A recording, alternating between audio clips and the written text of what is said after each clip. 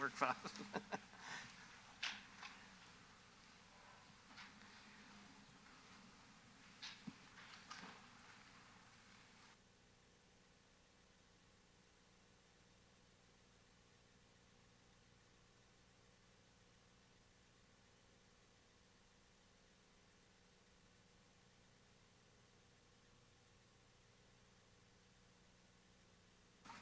How's everything?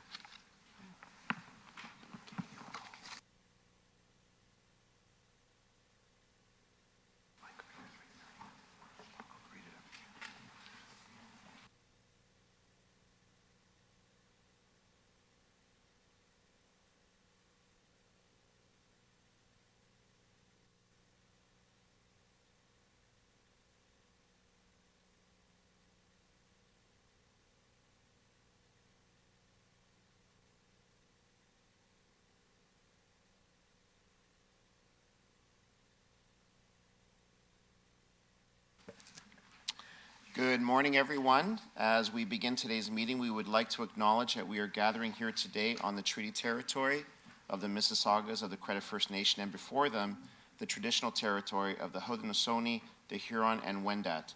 We also acknowledge the many First Nations, Métis, Inuit, and other global Indigenous people that now call Brampton their home. We are honored to live, work, and enjoy this land.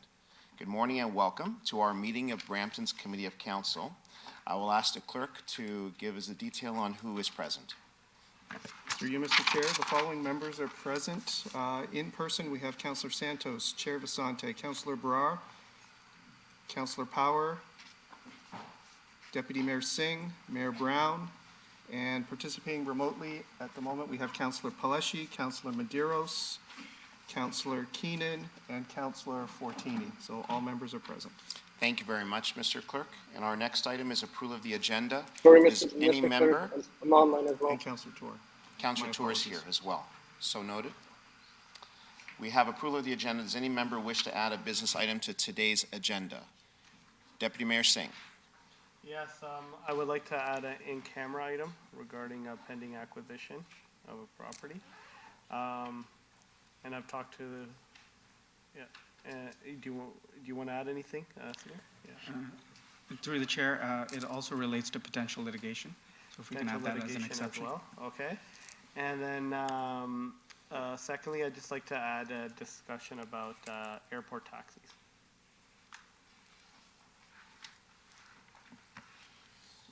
Through you, Mr. Chair, airport taxis would, I'm guessing, maybe an economic development matter. So Yep, under that's item fine. 11.3.3 on airport taxis, and the closed item, proposed closed item would be item 19.5 regarding an expropriation matter.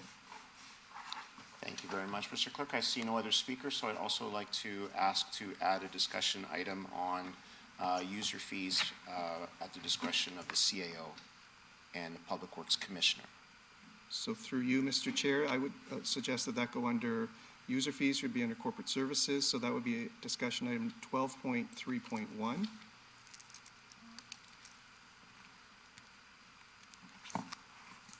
Thank you. I have a motion moved. Mr. Chair, sorry. Mr. We do have some added updates. Yes, sir. We do have a number of delegation requests that came in for today's meeting. Under item 6.1, which is a delegation from the Brampton Library Board, we do have an added delegation regarding the Brampton Library update from Sylvia Roberts, so that'll be identified under 6.1 as well, after the library update. As well, Sylvia Roberts, a Brampton resident, has requested delegations regarding the following items that will be listed as 6.3 on today's agenda. A is in regard to item 8.2.3, a staff report on a request to begin procurement for Chikuzi Zoom and cycling infrastructure improvements in wards 2, 4, 5, and 6. B, regarding staff report item 8.2.4, request to begin procurement regarding winter maintenance services for a 10-year period. C, regarding item 8.2.7, a budget amendment report on Brampton Transit 5-year business plan, supplementary report. D will be regarding item 7.1, a government relations matter update, and that will follow the presentation from staff. And E is in regards to staff report item 12.2.8, the Bridge Financial Master Plan, and there is an accompanying presentation with that, so the delegation would follow the presentation from staff. Thank you very much, Mr. Fay. I have a motion moved by Councillor Santos to approve the agenda as amended. All in favor? That carries. Next, we have declarations of conflict of interest. Under the Municipal Conflict of Interest Act, does any member have a declaration of pecuniary interest under the Municipal Conflict of Interest Act for any matter to be considered on today's agenda? I see none, Mr. Fay, so that will be noted for the meeting minutes. Committee, as part of our consent motion process, I will be reading each agenda item that is subject to the consent motion, and any member may verbally identify the item to be held for debate during the meeting. Any item not held for debate will be considered as part of the consent motion and voted on for approval. I'll start reading the relevant agenda items, and members can identify any items to be held for debates. Beginning with 8.2.1, a staff report requests to begin procurement, supply, and delivery of various automotive parts and supplies for a 3-year period. That is on consent. Item 8.2.2, a staff report requests to begin procurement and reconstruction of Williams Parkway between McLaughlin Road and Dixie Road, wards 1, 5, and 7, on consent. 8.2.3, staff report requests to begin procurement, Chinguacousy Zoom, and cycling infrastructure improvement in wards 2, 4, 5, and 6. We have a delegation. Item 8.2.4, staff report requests to begin procurement, Hold, winter please. maintenance services for a 10-year period, held by Councillor Councilor Tour. Tour. Item 8.2.5, excuse me, a staff report regarding budget amendment for Gage Park Construction Project, Ward 3. That is in consent. Item 8.2.6, a staff report, budget amendment for Bramley Tennis Club expansion, Ward 7. That is on consent. 8.2.7, staff report regarding Brampton Transit 2023 to 2027, business plan and supplementary report. There's a delegation. Item 8.2.8, we'll have a closed session component, Mr. Fay, so we'll hold that. Item 8.2.9, a staff report regarding traffic bylaw 9393 administrative updates on consent. Item 8.3.1, the minutes of the Brampton School Traffic Safety Council for November 2, 2023 on consent. Item 9.2.1, staff report regarding Neighborhood Association Guide on consent. Item 9.2.2, staff report regarding feasibility and options for washrooms in parks. Hold, held by Deputy Mayor. Item 9.2.3, staff report regarding enhancement updates on 2 parkettes identified for renaming in Ward 5. That is on consent.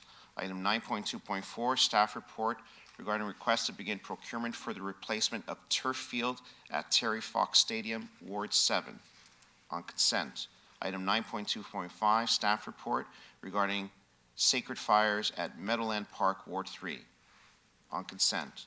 Item 10.2.1, staff report regarding proposed residential licensing pilot program for wards 1, 3, 5, 4, and 7. On consent.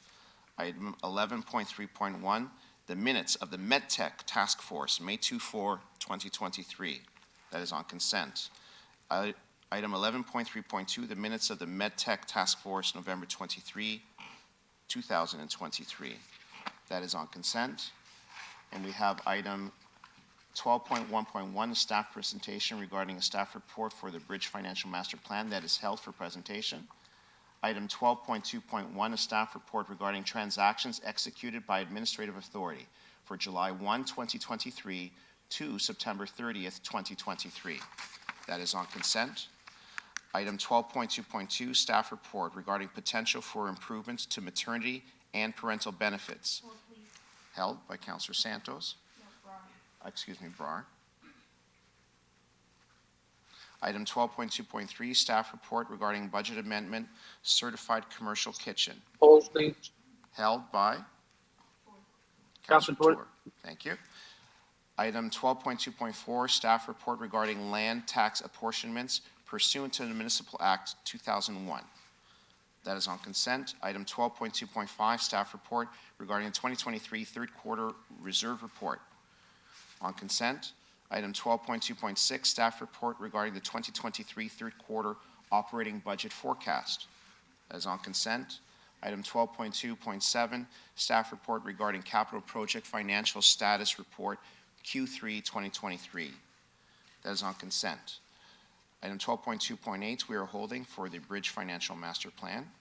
Item 15.1, open meeting exception under Section 2392K of the Municipal Act 2001, a position plan.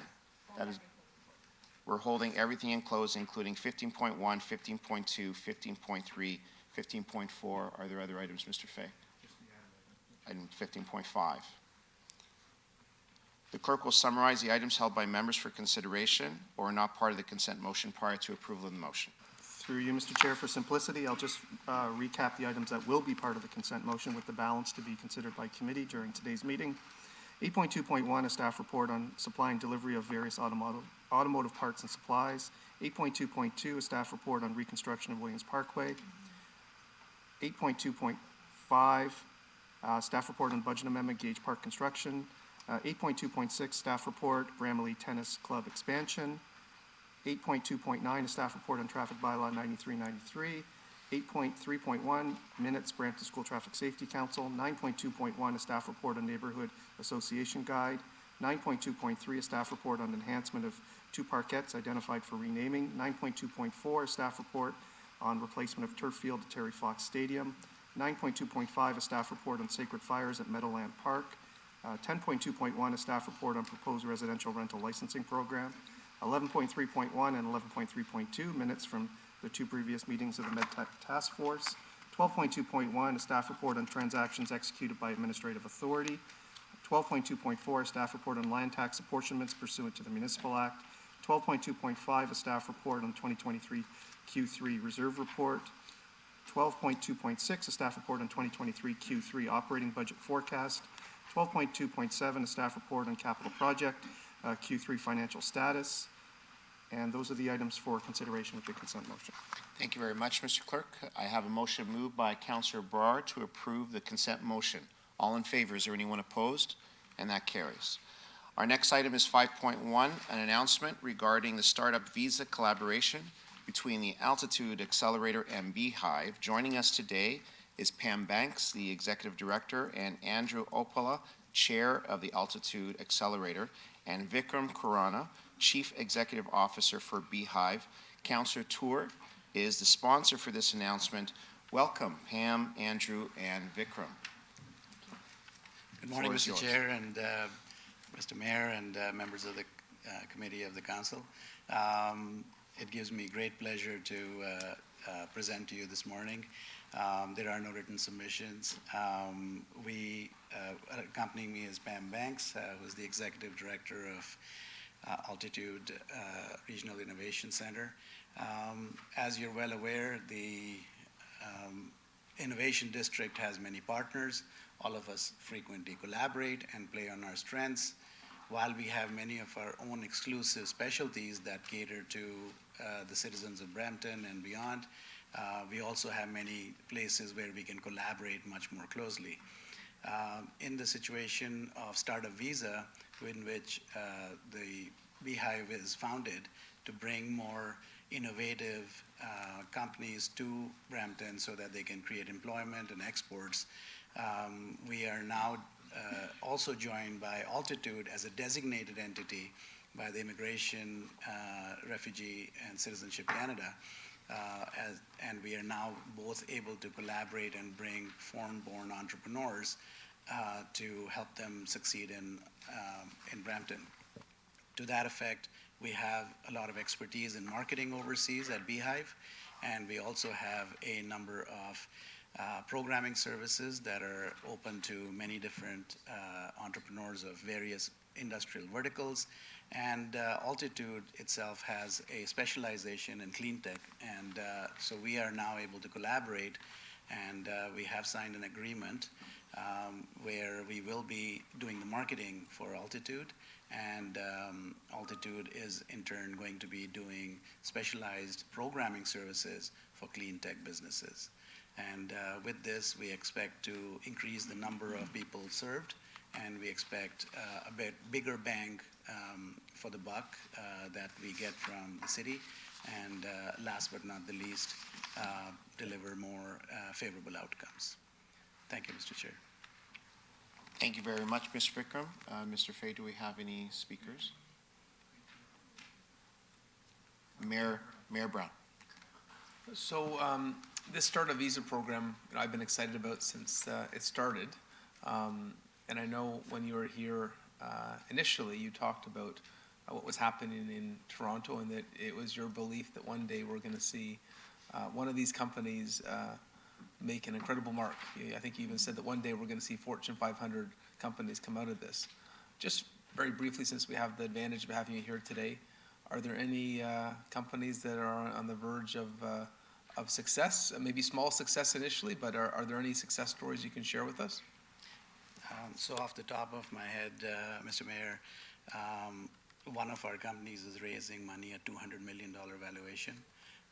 And this is a company that is doing advanced lab testing on human specimens for blood testing and such. They are in advanced stages of approvals with Health Canada. And so that's one of our shining examples. We also have one of our virtual reality companies that has found about $30 million worth of business since they've landed here. So we're very proud of some of the success stories, but as you mentioned, there's lots in the incubation, and we've only gone live on May 21st, 2021. We expect to actually show more results probably in about a year or so. Thank you very much, Mr. Mayor. Do we have any other speakers, Mr. Mayor? Thank you so much. So I have a motion moved by Mayor Brown to receive the presentation. All in favor? Any opposed? That carries. Thank you. Next, we have public delegations. Correct, Mr. Fay? Item 6.1, a delegation from Todd Kyle, the CEO, and Rada Taylor, Library Board Chair of the Brampton Library, regarding Brampton Library budget and quarterly updates. Welcome, Todd and Rada. Point of clarification, this isn't actually a budget update. This is actually giving you an update for the last 3 years of what we've been up to and how the library's doing. Quarterly update. Yes, Very good. quarterly. Thank you. Thank you. All right, let's get started. Thank you very much, everyone. My name is Rada Taylor. I am the board chair of the Brampton Library. Thank you for appointing me. And right beside me is our incredible CEO, Todd Kyle. We elected him during the pandemic, and I can tell you right now, the staff and the board is very pleased to have him with our Brampton Library. So why don't we get started with this? I will tell you right now, this is a big presentation. We are only going to go through the highlights, because if not, we can talk about this for 2 hours. So let's avoid that. But anyways, so Brampton Public Library Board's myself. We also have Michael Ben. He's our vice chair. He's what I like to call the legacy, as well as we've been blessed to have Councillor Vicente, Councillor Brar. Thank you for joining our team as well. We also have one open appointment area as well. So going to the next slide. Sorry, I should be asking you to change the slides for us. Can we go to the next slide? Thank you. Great, inspiring connections. There's a few words definitely to keep on top of mind. We're looking at inclusivity, we're looking at community, we're looking at learning, literacy, and social cohesion. What you're gonna learn in this presentation is that we are more than just the book stacks and the desks. There's so much more to the Brampton Library. One of the things we're gonna be doing today is showing you how what we are doing at the library is in alignment with the Brampton Plan and with the objectives that you have here at Council and with City Hall. On to the next slide, but the slide after that. Thank you, go to the next one. There we go. Post-pandemic performance, very important. So as a whole with the Brampton Library, we have been in line with trends of the major public library systems across Canada. What that means is that not all of the libraries have been fully up to date with what they were seeing before. However, we've seen a lot of innovation come forward as well. So market penetration is up to 34%. That means how many households that we have active cardholder in. Active cardholders have now passed 117,000 across the city of Brampton. Incredible. Digital borrowing, of course, because of the pandemic, we've seen a growth in that. However, physical borrowing has gone down. We are at a 70% for pre-pandemic. Once again, though, a lot of people have actually moved into the digital borrowing. So next slide, please. And really quickly, one of the reasons why is that when it comes down to digital borrowing, people need now to see a huge breadth of resources that we're able to provide them. Right now with the Brampton Library, it's not just books. We have audiobooks, ebooks, we have e-learning materials, we have MCAT and LSAT materials, we have GoPros, we have passes, we have so much that you wouldn't typically expect in a library if you had walked in like 20, 30, 40 years ago, or even in comparison to some other systems in Ontario.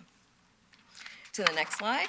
I told you, we're going through this fast. There's a lot of information, but I can promise you there's a lot on the deck. Feel free to go through it, but we're going to give you the highlights. Programming trends, we're at 86% of what we were pre-pandemic. However, lots of innovation in there, to the point where we did have 2 events where we had surpassed 1,000 in attendance, one being the Youth Job Fair, the other one being our Maker Fest as well. And now I'm going to hand it over to Todd in terms of facilities. So next slide, please. Thank you very, very much. So as it says here, our physical footprint has changed. Next slide, please. So just to point out some of the things that have been occurring in terms of how the library's been dealing with its limitations in terms of space and capacity. As you know, earlier this year, we relocated our operations from the Civic Center, so our public branch is now located for the interim at the Chinguacousy Park Ski Chalet, and our administrative offices at the city-owned facility at 129 Linden Road. In September 2023, we were able to increase the hours of operation at our Southwest branch to 6-day service. So Southwest is a very small branch in a lease space that we share with early on as a sublease, so we have some limitations there. And this month, hopefully by the end of this year, we'll have completely finished the expansion of the Gore Meadows branch to include a new makerspace and a program and study room. I just toured it yesterday. We're pretty much on track. In terms of the things that we're working on for next year, we will be working on developing a 9th library branch in a neighborhood that has to this point been not served. We're not ready to publicly identify where that is located. We're currently in negotiations with the landlord for that. We have started the process to update our facilities master plan to search for a long-term site for the Chinguacousy branch. And really overall, and this is very, very important, we are working very closely with the city to align our future expansion with existing city developments, in particular new recreation centers and the urban community hubs such as Uptown and Queen Rutherford. Next slide, please. This is just an illustration of what our facilities master plan that has been already introduced to council was showing in terms of its ambitions. I won't go through this. Next slide, please. So for some of the other highlights, we thought we'd arrange them again as to how they do contribute to the draft strategic priorities in the Brampton plan. I believe we may need to ask for some more time at this point, Mr. Chair. Can I have a motion for more time? Moved by Councillor Barr. Any opposed? Okay, thanks so much, Councillor. So next slide, please. So in terms of the library's contribution to the pillar of health and well-being, obviously during COVID we were very meticulous with the safety of our staff and customers. We did also actually do calls to senior citizens to ensure their wellness to our users. We've recently introduced new collections for those with accessible needs, so the memory kits for those with cognitive impairment, decodable books, and Braille books for kids. We have valuable partnerships with Autism Ontario and with the Canadian Mental Health Association, as well as a partnership with the Malton Neighbourhood Services to provide the Black Family Support Program. And our ongoing partnership with the hospital provides a brand new board book and literacy information for new parents and that program is called A Reader is Born. Next slide, please. Related to transit and connectivity and livability, we have been embarking on a program to supply laptops with internet hotspots to vulnerable families through some community partners. We did partner with one of the licensed e-scooter providers in order to provide education and information to residents about what the service was about. We have expanded our customer service now to include an online chat function. We continue our very, very successful program called the Newcomer Bus Tour, and of course, as we've previously announced, we no longer charge overdue fines, which has reduced a financial barrier to participation. Next slide, please. In terms of the growing urban centers and neighborhoods, so in terms of things that the library does to contribute to the growth of citizens, some of the things that we do, of course, are providing resources for employment and educational skills. Many examples, but as we've mentioned, one of the most recent ones is adding the flashcards for those preparing for the LSAT and MCAT. We have a number of partnerships related to STEM and employment and entrepreneurship, in particular the CodeSpire organization that provides design and programming skills. We are working on deepening our partnership with Algoma University, and in the new year, we'll be providing space for their library staff to offer services to their students at our Four Corners branch, of course. And as of the end of this year, when the renovations at Gore Meadows are complete, we will have maker spaces at four branches. And now back to Retta. Great, Next thank slide. you. The last three, I know we are out of time, so I'm going to try to keep this one close. Sorry, there's so much we can talk about here, that's why. Environmental resilience and sustainability, sorry, on the next slide. Thank you. Really quickly, we do have partnerships with the TRCA in education, Peel Community Climate Council with Bike Brampton as well. The fund development strategy going into how we regional changes, we want to make sure that we're trying to find protections for ourselves for that, so we're now doing an investigation. We also making sure that there's permanent spaces for kiosks. When we have community partners that I know that we're trying to elevate, we have a permanent space for them as well. Next slide, please. Governance and leadership, I know this is a huge one. IDEA, ED&I. We actually have been going through a very vigorous ED&I plan with the Brampton Library in terms of staff, making sure there's proper support for ERGs as well, and to make sure that it's also reflective of the community that we serve with that, in addition to make sure there's bursary support and also tuition support. We want to make sure the Brampton Library is an employer of choice. In doing so, making sure we have the professional development of our staff. And of course, a service delivery review to see where we can find areas that we can work together. And last but not least, this is the last one, I promise, culture and diversity. The BAO, I know there's many of you who are in support of the BAO as well. We have our artists in residence, South Asian Legal Clinic, 14 languages in the library as well, and the Indigenous cultural programming as well as others that are happening. So I'm going to close it off with that. There are other slides, but that's totally fine. We can leave it, but that's essentially what the library has been up to since we come out of the pandemic. Thank you. Thank you so much, Rada. A lot going on as the library goes back up to full speed. I have questions from Councillor Brar. Thank you, through you, Mr. Chair. I just want to say thank you so much, Rada and Todd, for coming in. I think having this update, it really brings us, what the library is about and what the library brings to the community. I know when you talk about all these programs that the library offers in the community, how it benefits the community. These are very important to know. And I just want to say, aligning with the new developments, whether it's recreation, urban centers, that's a great process, a great way towards like a goal that we're going to. So I just want to say thank you again, and Rada, thank you for your passion that you bring to the library board. You are amazing, and your positivity really reflects on the library board. And I think I just have one question. Just so council members are aware, so we have a development of the branch number 9. Are we able to allow council members or public to know where that is coming? Do you want to take that one? We are preferring not to publicly Okay. announce that, Yeah. and I know, of course, you're aware. Yeah. Privately is not a problem, just because we are in negotiations with a private landlord Perfect. at the moment. Yeah, perfect. Thank you.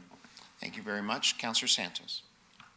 Thank you, and through you, Mr. Chair, thank you so much for the update. I think these updates are really important for us because sometimes we don't know all the time what the Brampton Library is up to. And I have to say, I visited the ski chalet just before the Santa Claus parade on the Saturday and walked around, and it looks great. I was impressed with how we were able to reconfigure that space and make the most of it. So, at some point we'll find that permanent home from that displacement.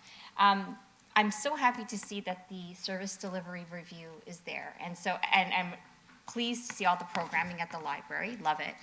But I'm just wondering, through that service delivery review, how we could do a better job at collaborating with the existing city programs and either building on the strengths of the programs that the library has or building on the strengths of the programs that the city has. Because just anecdotally, looking at the presentation and looking at the different programs offered, I'm concerned that there might be competition amongst programs versus building on strengths of what the library is good at delivering and what the city of Brampton is good at delivering through recreation programs in the various options we have.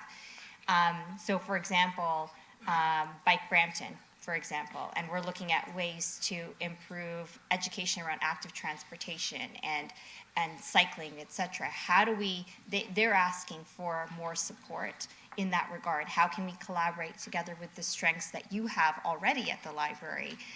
Does the city deliver that, or should the library be delivering that versus competing programs? And promoting different programs, if you're following me. So if you could share a little bit more about what that service delivery review is like, because I think eliminating some redundancies and competition between the city and the library programs will probably benefit the community more. Take that if you like. Yeah, so just in terms of the service delivery review, what you're referring to wasn't particularly a subject of it. It was a little bit more referring to efficiencies related to facility planning, procurement, other support services. But you do raise an important question. I think typically the role of the library vis-a-vis, for example, recreation is a different one, because we're conceiving a lot of the programs that we do as sort of an entry point, as opposed to sort of ongoing courses of learning and engagement. But certainly moving forward, it would be probably a good idea for us to do an examination of what you're, I think so. what you're I thinking think about. so. Yeah. And thank you for that response. So like not necessarily sports and recreation or, in the traditional sense that we're thinking, but we do have STEM programming and STEM camps, et cetera.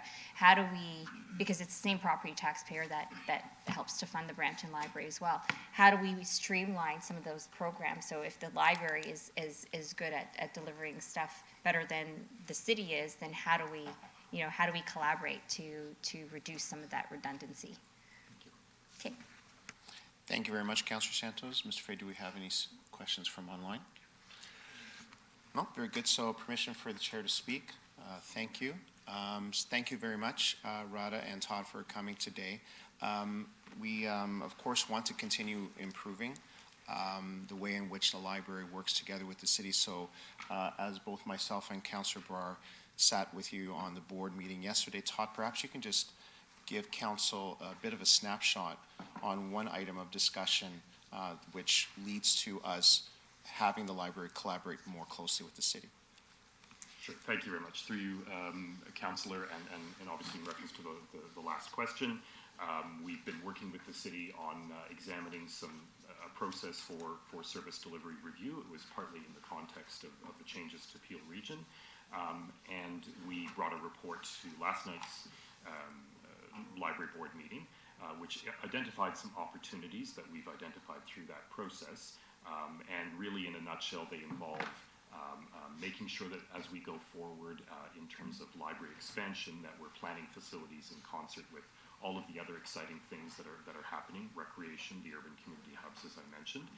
And then there were some other opportunities that were identified in terms of taking advantage of group purchasing and preferential procurement practices and opportunities, as well as other support services that the library typically doesn't provide on its own, which are related to realty services, to legal and other support services like that. So we obviously the library board last night endorsed that direction, and the next phase would be to start working again with the appropriate city staff on potentially new service level agreements, which we already have in place for IT infrastructure as well as for facility operations and maintenance. So Great. Yeah, that's perfect, Todd. Thank you. And so part of our goal in having the library come here more regularly is so that councillors have an opportunity to provide feedback and to hear about the great work that you're doing. But this next, perhaps, period is an opportunity for the library to more closely work with the city. And so with that in mind, Mr. Fay, if you could just bring up the referral motion. Oh, do we need to wait for the delegation before we move? Okay, so perhaps we can just stand you two down for a minute while we receive the next delegation, and then have you come back up for this motion. Thank you. Welcome, Sylvia Roberts. Hello, my name is Sylvia Roberts. I'm a resident of Ward 3. However, I also spend a lot of time around the city. One of my big concerns for the library is there is a lack of a Bramalea branch, which I'm sure Councillor Powers is well familiar with. It has this gigantic service catchment area, and then we have the small ski chalet, which works as a very temporary facility, but it's just completely grossly inadequate for the overall provision of an area of over 100,000 people. As part of the regional dissolution, the city of Brampton is going to acquire a number of assets. One of those is a parking lot that is owned by the Region of Peel, or the Police Services Board, at the corner of Central Park and Queen Street. And this site is very close to the old Chinguacousy Library branch. It's right by the bus terminal, it's right by Bramalea City Center, and I strongly recommend that council looks at that as a potential site for a replacement Chinguacousy branch, because it's frankly unacceptable to have that many people without a library branch. The other ones are not very close, and that was basically the flagship branch, and not having things like a loading dock, going from 2 facilities to 1 with a loading dock, for example, is likely to cause significant impairment to activities of the library board. And I feel like if we did actually still have that branch, we probably would have had better numbers in the physical footprint, just because it's hard to get to the ski chalet by things like transit. I've been there for city stuff by transit, and it's just not good. Thank you. Thank you very much, Sylvia. Thank you. And I know that the library board and staff are looking at potential opportunities, but we'll have to see how dissolution of the region works. So I'll just ask for Todd and Rada to come back up, please. Thank you.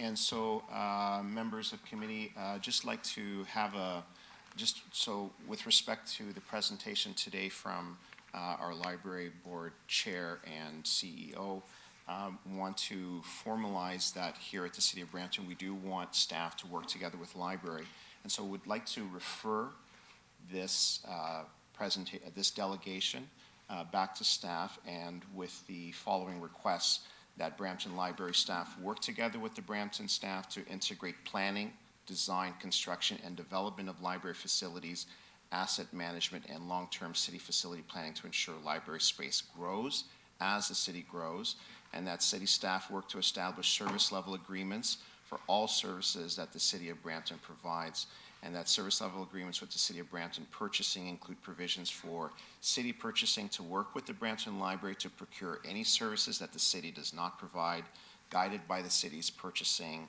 bylaw, and that city and library staff be requested to report back to City Council and or the library board quarterly during 2024 on progress on these items, including any individual approvals required to put these items into effect. And so I will be moving that and looking for committee support, and also moving receipt of the 2 delegations. Do we have any questions? Seeing none, all in favor? That carries. Thank you very much. Thank you. Thank you. Our next item is item 6.2. Delegation from Pam Banks, the Executive Director, and Andrew Opala, the Chair of the Altitude Accelerator, regarding Altitude Accelerator and other regional innovation centers funding agreements with the province. Welcome, Pam, again, and Andrew. Thank you, Mr. Chair and members of council, for this opportunity to share an update with you for Altitude Accelerator. If I could ask somebody to advance our slides for us, we do have a presentation.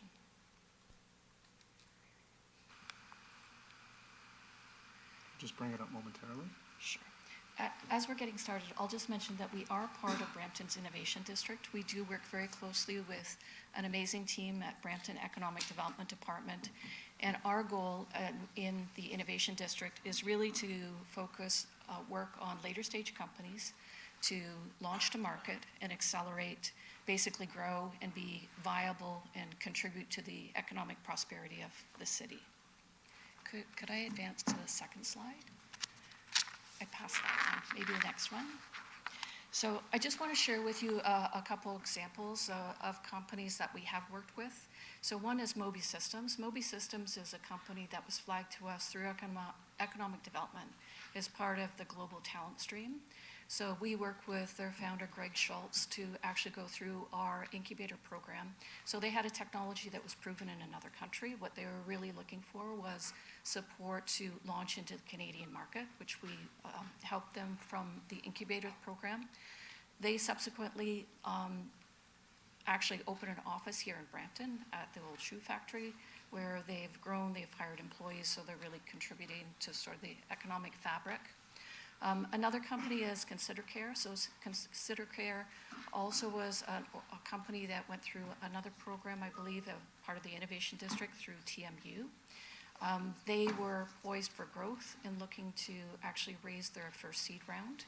So we work with them through the Investor Readiness Program and also introduce them to the Brampton Angels. So if we take a look at the next slide, which really talks about Brampton's population growth. And if you look at our population growth here in Brampton compared to both Ontario and Canada overall, it's huge. The number of new Canadians here in Brampton that are very entrepreneurial and looking to start and grow technology businesses is rising. Next slide, please. The two programs that we really focus on to support those companies are our incubator program. And that incubator program, again, is that support to help that company launch into the Canadian market. And then following that, our investor readiness program. So the sort of core piece for all companies is how to get financing to growth.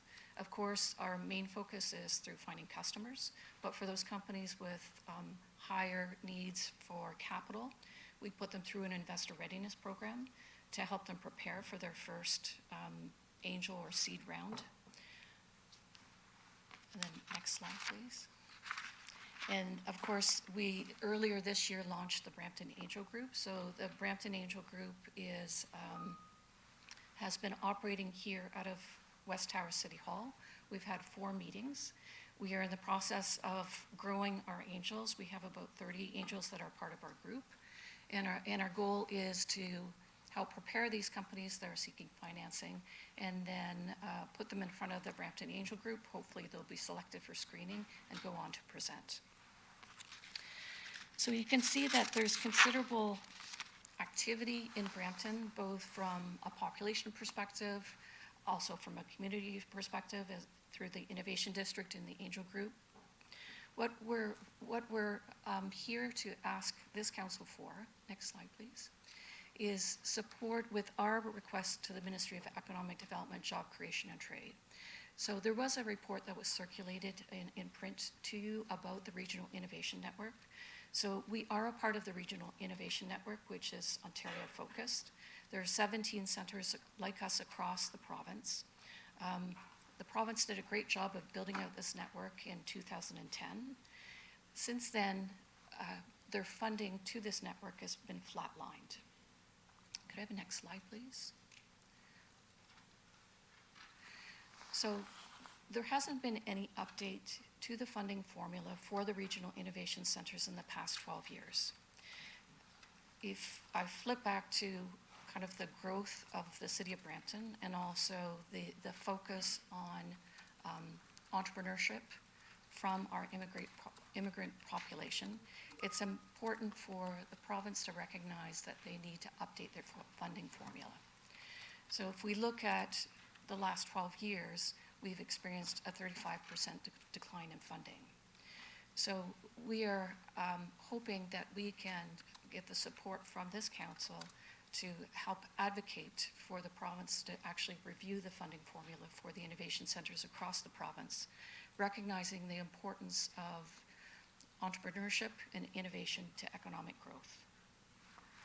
I'm also belatedly going to introduce Andrew Apollo, who is the chair of Altitude Accelerator, also an angel investor and a founder himself. Did you have anything to do? I just want to thank Brampton for all the work it's done so far in supporting us.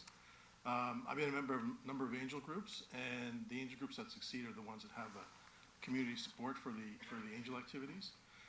And not to say the least, what you've done for Brampton, what Brampton's done for the Altitude Accelerator, the amount of space you've given us and the chance to meet people, events that we're coming to, it's surpassed all the other cities we've worked with in the past. So I've worked with Mississauga, I've worked with Oakville, Burlington, I've worked with North York, I've worked with Vaughan and York Region, and like by far, you were probably like 10 times better than the others.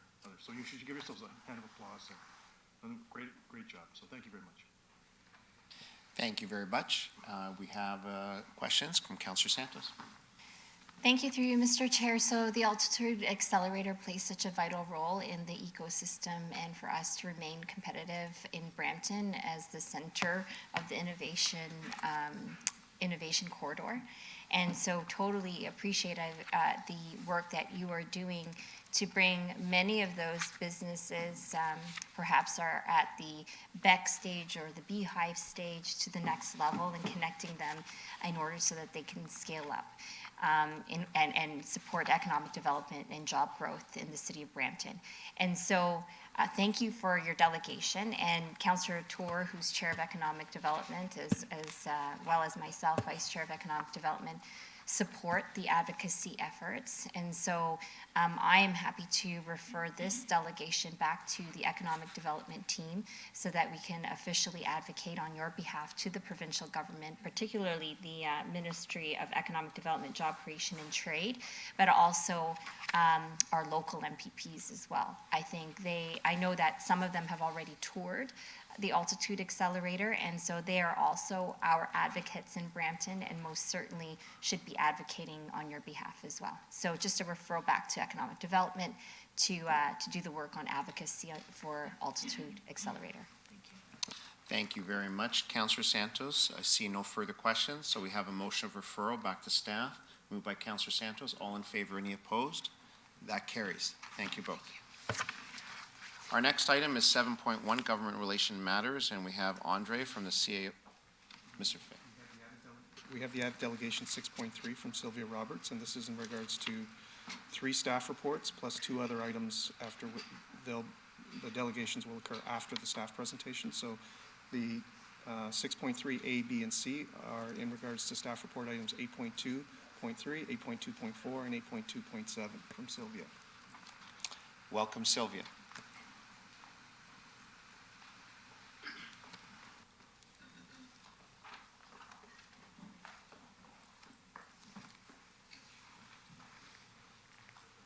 Hello, which item is up first? 8.2.3, staff report on the Chinguacousy Zoom and cycling infrastructure. All right. I'm very happy to see the Chinguacousy Zoom move forward. I'm also especially happy to see Brampton Transit include a number of active transportation features included in that. I wasn't expecting that, and so it's a very welcome surprise. I would recommend in the future that when going forward with the Bramalea Zoom, they talk with the Active Transportation Committee to get a sense of what items would be good. I'm a little bit curious about where the funding source is. Is it coming from Brampton Transit's budget? Is it coming from AT's budget? Because it's quite reasonable to put them together at the same project, to execute them at the same time, but you can have different streams of funding for the item.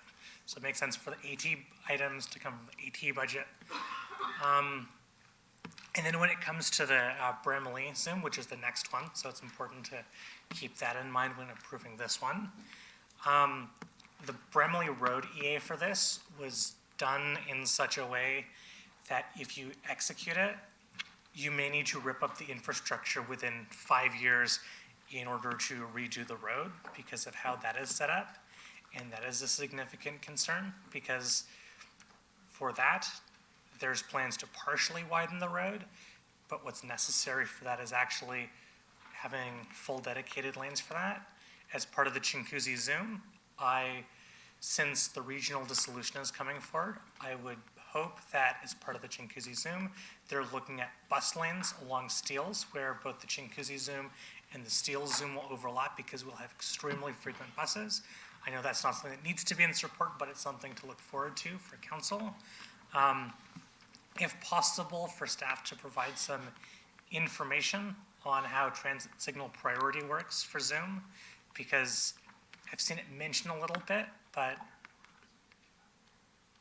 did quorum just? All right, yes, so transit signal priority. We are watching travel times for the buses slip, and I'm getting very nervous about that. What happens is if it starts to take too long for the buses to complete the routes, we will need to add service hours in order to make the times work because it's just dragging out so long. And because most of your cost for transit is in terms of operations, in terms of time, if the buses start taking longer to complete the routes, you could watch costs for transit skyrocket without increasing revenue, and so I'm very concerned about that. If you can work with transportation to make sure that there's good traffic signal priority for the buses to make sure that we don't have that, that will be greatly beneficial for riders and also potentially save the city an enormous amount of money compared to if your time starts slipping. That's my delegation for the Chinguacousy Zone. Thank you very much. I did notice that staff were taking notes as you went along. So your next delegation is for winter maintenance? All right. On to winter maintenance. I have come to council repeatedly on winter maintenance, as some of you are well aware.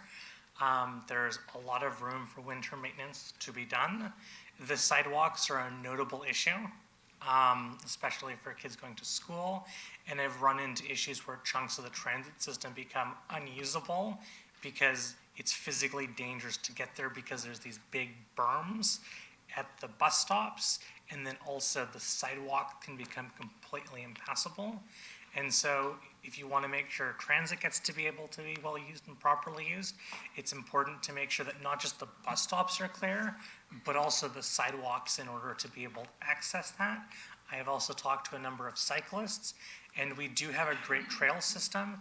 The issue we run into is when it comes to the winter, they become heavily impassable because they get cleared eventually at some point, even though these need to be actual transportation corridors. I know Bramalea particularly has a number of extremely heavily used trails, and like the Etobicoke Creek Trail and stuff, some places.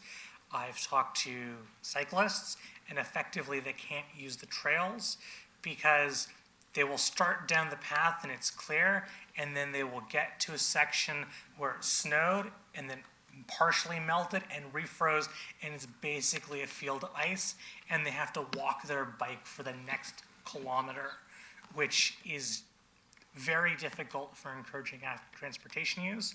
So if you want to see active transportation get improved in the future, we need to take steps to ensure that we start identifying those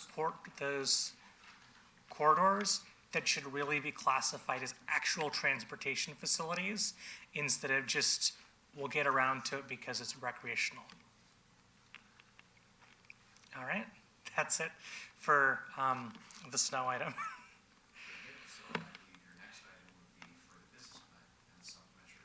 Yes. Yes, fantastic. Hi, my name is Sylvia. I'm a resident of Brampton. So I'm happy to see that from the budget that just dropped today, we have a significant amount of service hours as part of that. One of my concerns for the business plan was the service hours were not going to be enough for it, but I can see that in the new budget release today, we are including many more service hours than originally planned in the 2023 to 27 business plan, and I think that's great.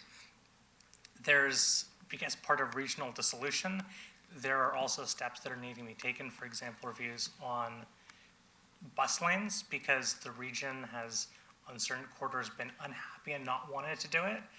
But now that we will be soon owning Steeles, for example, a corridor I live along, we will have opportunities for bus lanes, which will make transportation a lot faster along that.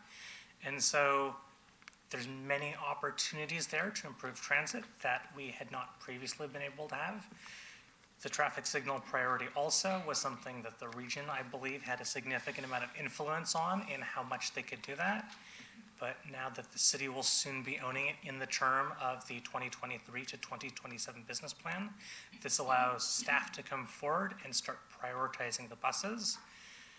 Something to keep in mind when it comes to prioritizing buses is 60-foot bus will easily carry 90 people in rush hour. As I know Mayor Brown has seen, those buses are packed to the gills. At this, sooner or later, we're going to pay people to start packing people physically onto the buses. They're that level of crowded. And so that bus can easily carry 90 people across that. It will take a lane of cars 3 minutes to move as much as a single bus. So it makes a huge amount of sense for the city to prioritize the buses much more aggressively to make sure you can move as many people as fast as possible.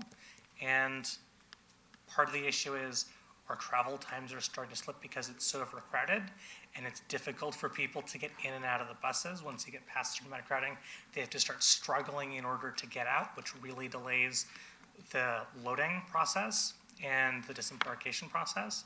And so aggressive TSP is necessary in order to make sure that we can keep our budget taken care of and keeping people moving while minimizing cost to the city. That's my delegation on the business plan. Thank you. And as I am continuing to be your assistant here today, your next item is 12.2.1, which is 12.1.1, which is the staff report on the Bridge Financial Master Plan. Right. Thank you. So I'm looking forward to seeing the overall financial master plan. I know that part of the issue is the region's dissolving and we don't know how that's going to work. One of my major concerns with this bridge plan is that because Hempson is using Hempson's forecast numbers that are woefully out of date, they're forecast numbers from 2020 and don't count. Don't count things properly like international students and don't factor in the increased immigration targets from the federal government. We may actually, in a 10-year plan, for example, be underestimating the population by over 100,000 people. In this, they're planning 13,000 a year in population growth, but even Statistics Canada says that number is nonsense and it's at least 25,000. And when we look at the estimate for July for this year, when it comes out in early 2024, we may see that the population of Brampton has grown by over 30,000 people or even more. And so we are looking at serious potential financial risks because 100,000 people means you're going to need a new library, you're going to need a new recreation center. You are going to need, based on our own plans, we're going to need 1.5 square kilometers of parkland, which takes time to identify all that and acquire that. And our roads can't support it if everyone is driving, so you're going to need to ask Heidi, how are we going to be able to add an extra 50,000 people per day? Not trips, but people per day on how you can move that many people. And she's going to need additional buses in order to be able to do that and additional service hours to do that. So because the population estimates are so dramatic underestimates, I'm deeply concerned that we are going to wind up with a nasty surprise. Additionally, because their increased estimates are not counting for inflation, you're going to need, you see 2.3%, but the reality is it's going to need to be 4.3% when adjusting for inflation, and then you're going to need to count in all the population growth, and it's going to be more like 5% per year for that period. So it's important to take steps to find additional financial things. For example, when we had the budget town hall, I brought up paid parking permits for on-street parking, and there's the potential to raise $10 million or more. I know JP, for example, is going to need to be able to get some of that money for increased enforcement. But if we're trying to reduce the amount of cars, charging for the parking, and then taking some of that money, and Heidi might be able to get an extra 50, 100,000 service hours, which can make a big difference in terms of providing service for riders and delivering service for the city. Thank you. Thank you, Sylvia. And I believe you also would like to speak briefly on item 7.1, Government Relations Report that is published on the agenda. Yes, I think it says after the presentation, or I don't know. Or is the city going? Would you like to share your thoughts now? Oh, sure. So for FCM, as part of that, they're talking about how it's going to cost over $100,000 in infrastructure per unit. And I get how they did their incredibly crude calculations. They looked at the replacement cost for all the infrastructure and divided it by units.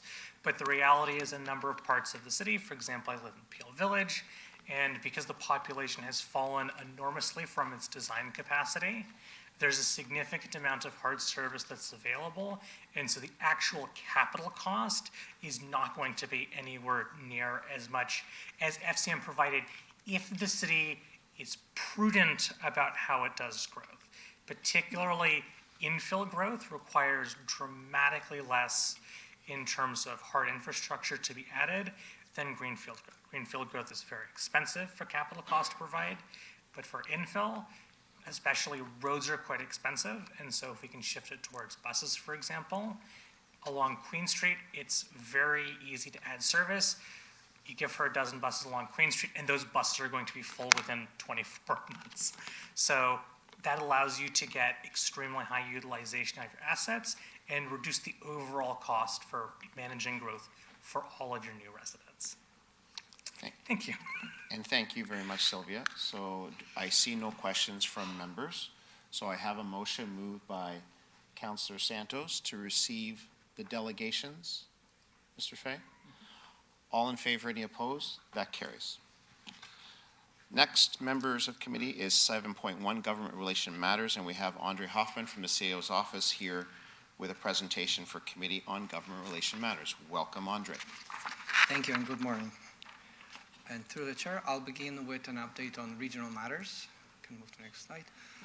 Tomorrow we'll have a day 3 of regional budget deliberations with focus on the presentations by the 3 conservation authorities. The information provided is in line with October 26, 2023 Regional Council report pertaining to Memorandum of Understanding between the CAs and the region. The regional agenda for tomorrow also includes a number of items that have previously been featured on during the budget deliberations, as well as the updated agenda includes additional motions that speak to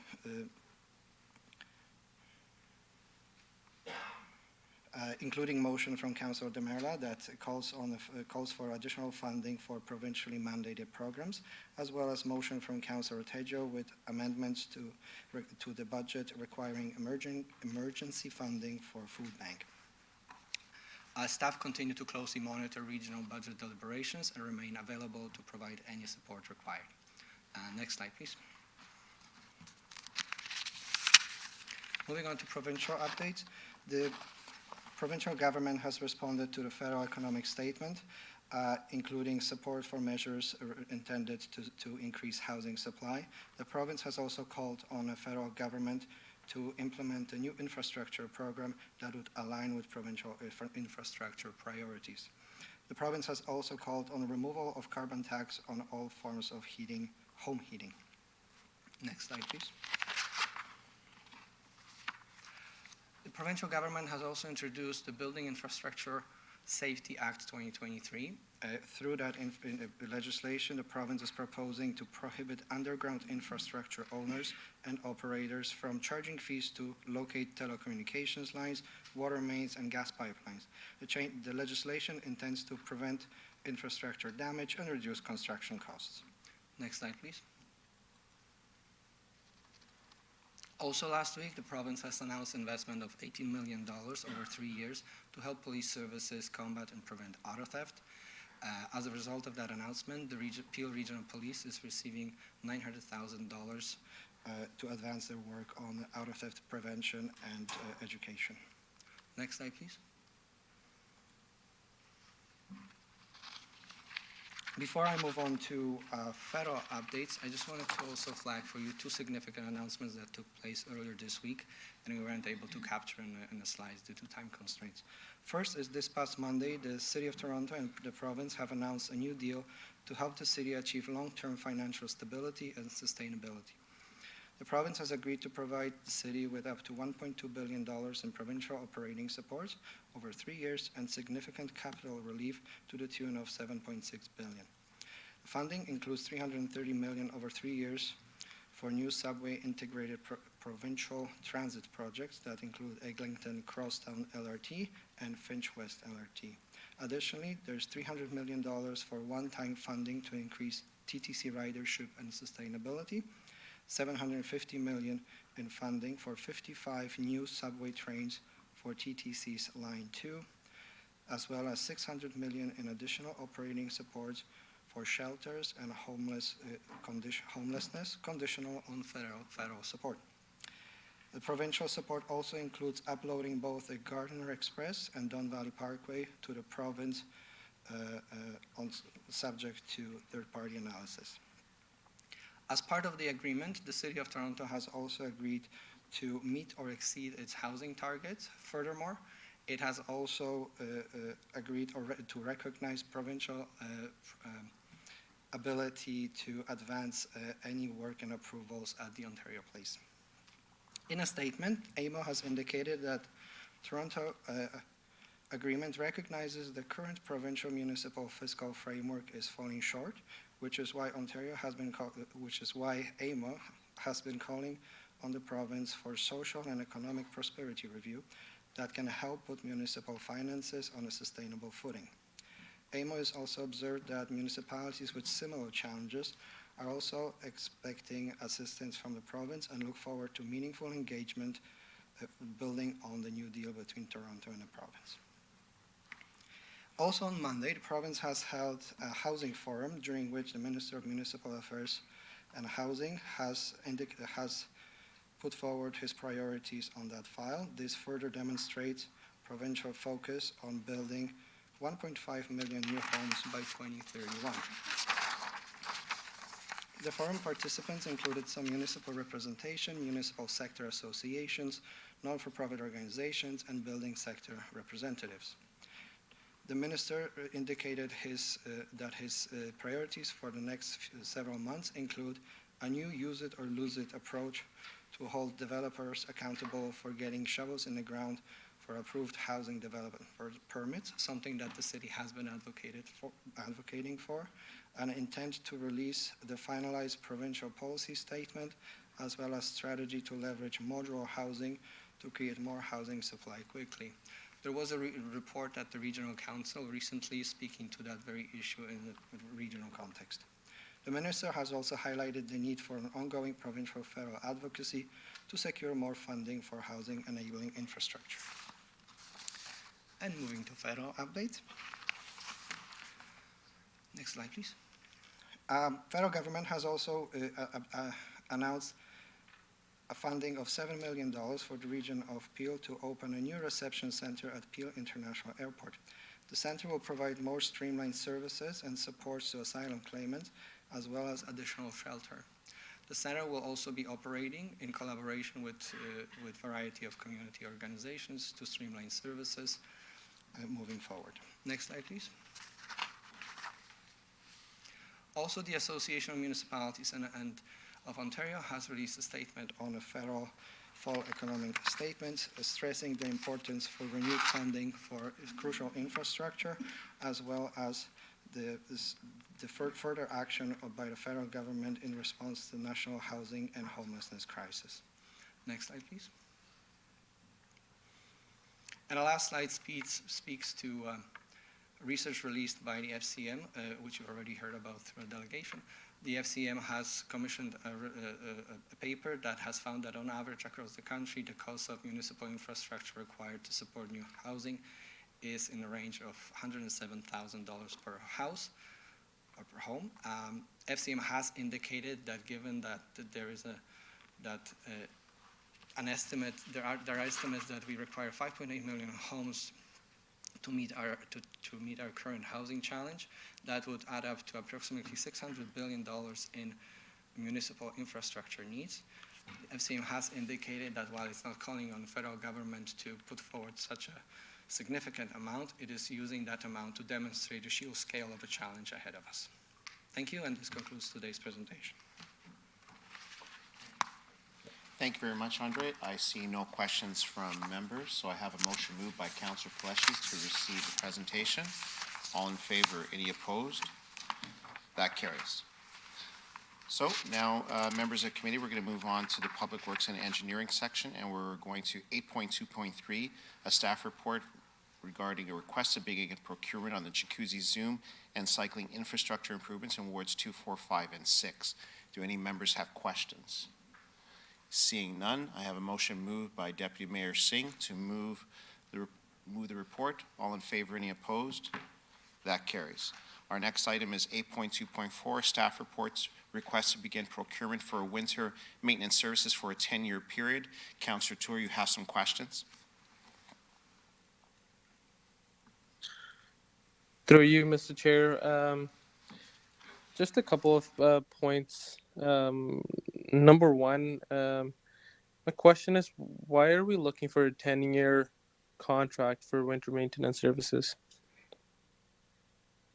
Like, why is it a 10-year period? Like, that period, like, that seems like a really long time.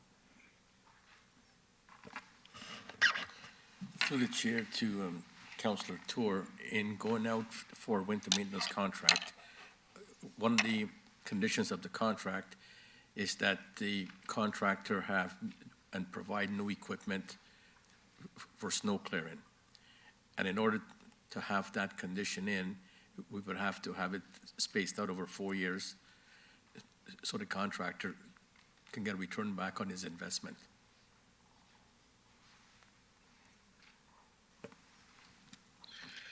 Okay. I know the other councillors, speaking to other councillors, they had the same concern as well about that time period, because currently we're in a 7-year contract here. And if things don't work out, like 10-year contract seems like a long time. The second thing is that just going through the report, I know that this is the second recommendation there is to authorize to begin a pre-qualification process, and then at a later time, I'm assuming there's a not assuming it's in the report that we're going to have a council workshop about this, and then we will go on to begin a tender process. Is that correct? Is that how the timeline is right now? Through the chair to Councillor Tour, that is correct. Staff is looking for authorization to start a pre-qualification process, which would identify those contractors that have the means, experience, and capabilities of providing that service. Then we would have a workshop with members of council early in the new year to identify and finalize what service improvements are required, which will then go into our new tender that will be issued to those pre-qualified contractors. So right now, we're just looking for authorization to issue a pre-qualification. I'd like us to actually see that we first do the council workshop, have a good discussion about winter maintenance services, and then go on to do the pre-qualification or the tender process. Like, that would be the way I'd want it to be done, but I'll ask the other councillors if they have any input on this as well.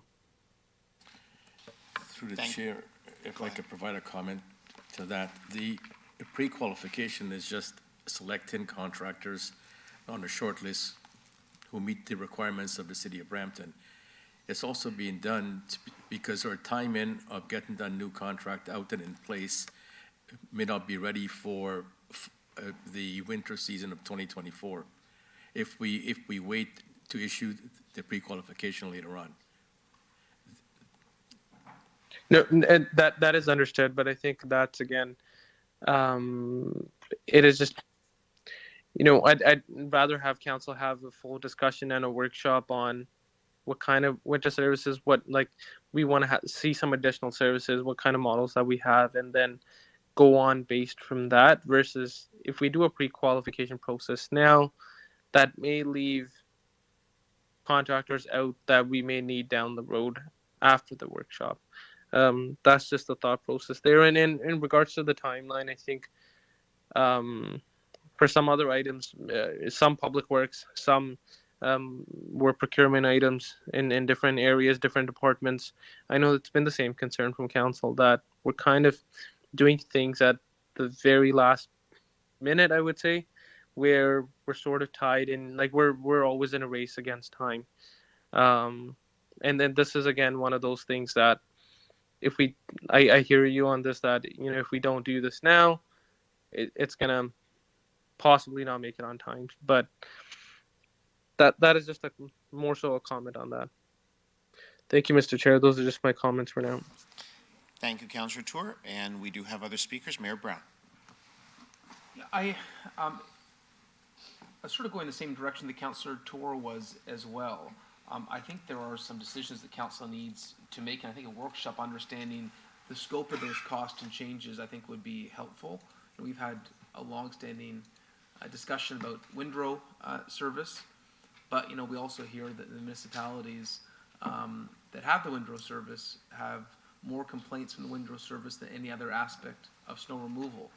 I think ultimately to proceed, staff sort of needs to know the extent of snow removal that we're looking at.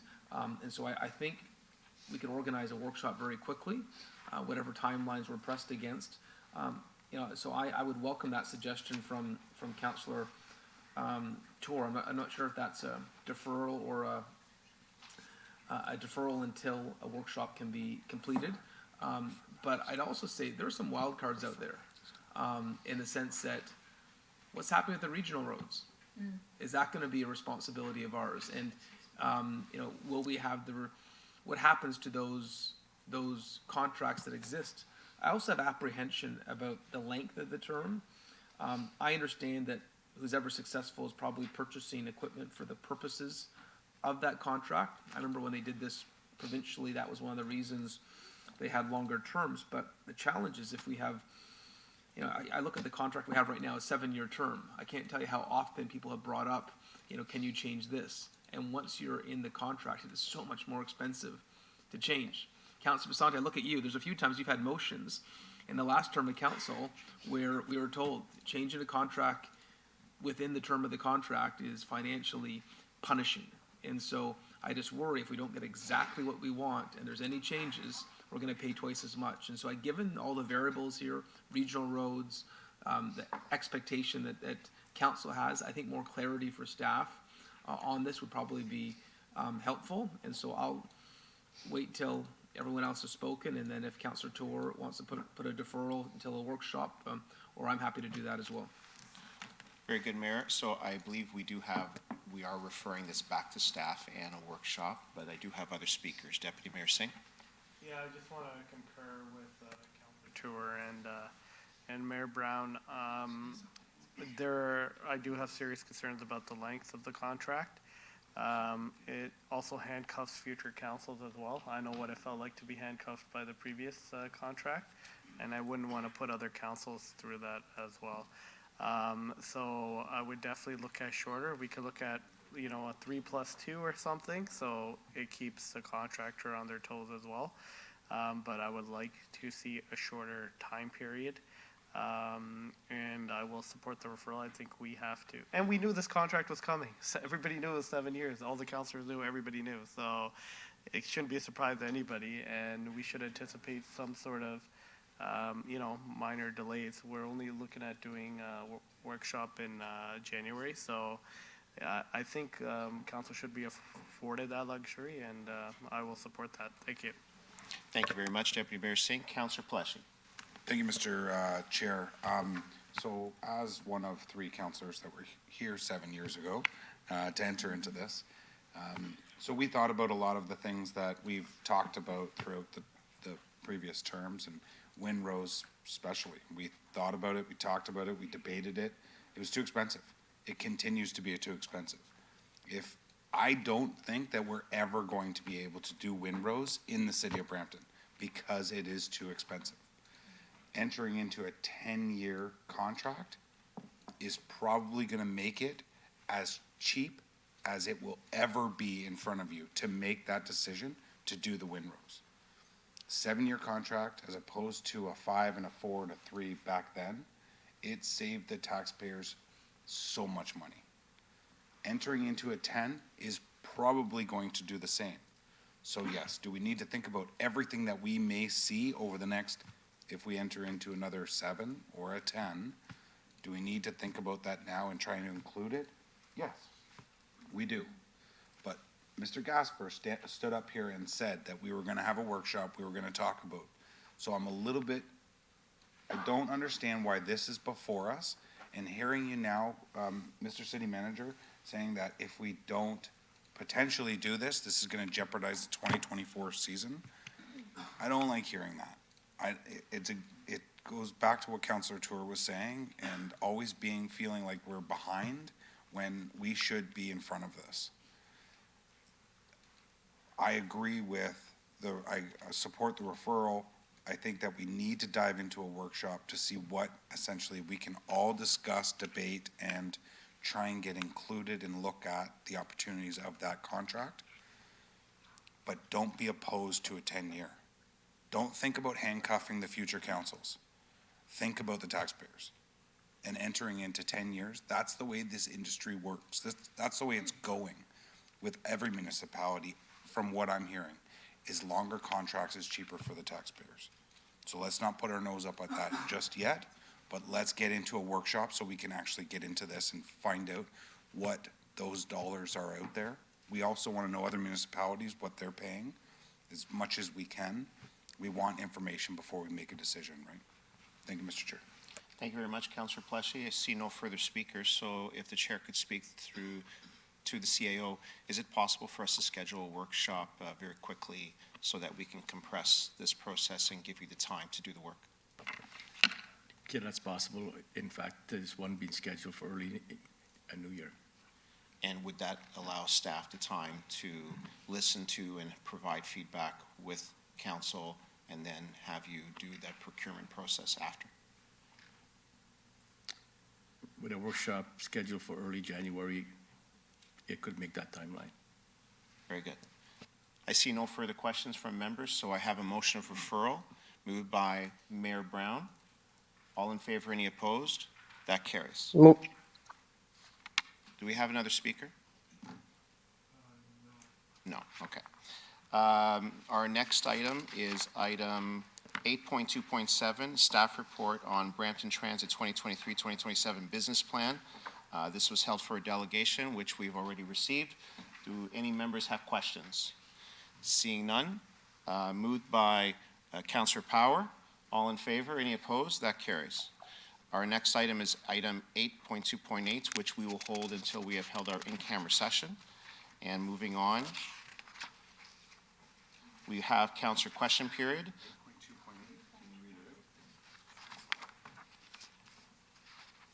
8.2.8. That is the staff report on the New Brampton Transit Facility project update, which is being held until we receive our in-camera session. Thank you, Mr. Chair. Thank you, Councillor Pleshy. So we have councillor question period. Do any members have any questions? I see none. Public question period. Mr. Fay, do we have any questions from members of the public? We do not online, and I do not see anybody in the chamber that wishes to speak. Very good. So with that, I will now pass the chair over to Councillor Santos to chair the community services section of the committee agenda.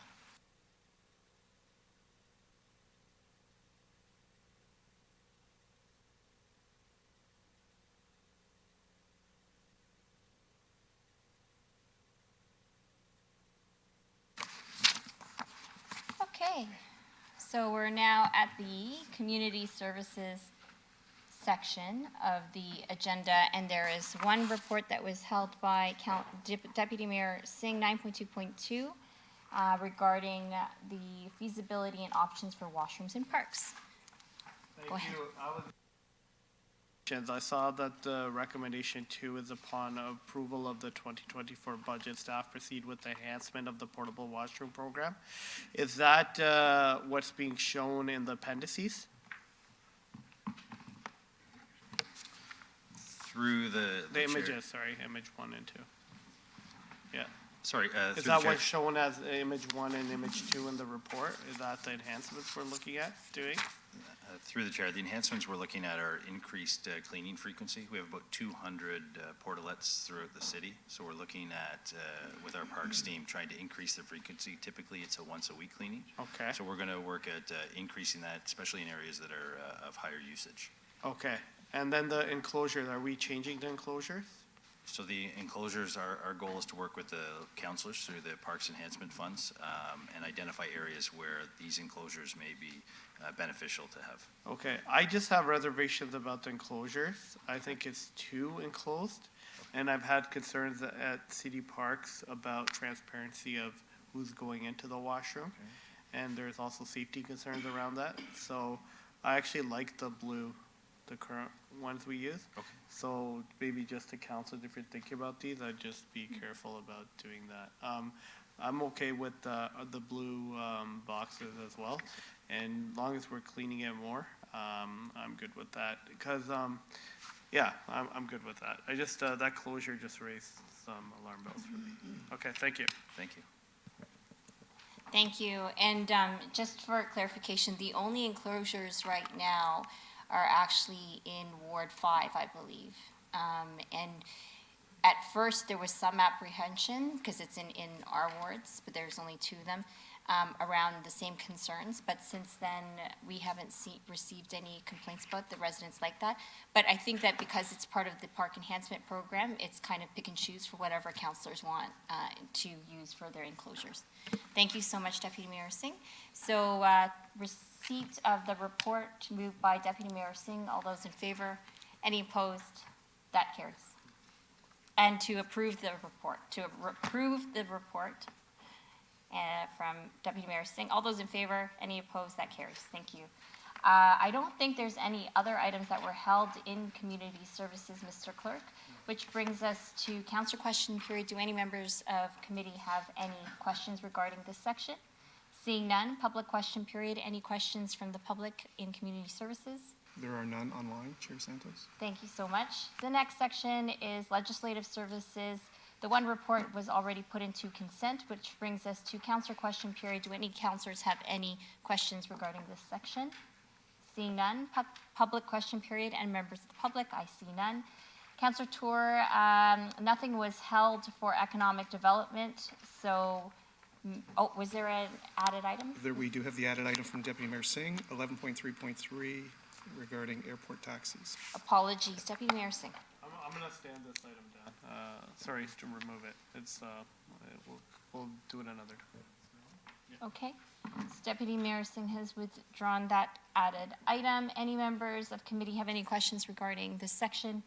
Public questions, any questions? Seeing none, that brings us to corporate services. Over to Vice Chair Brar.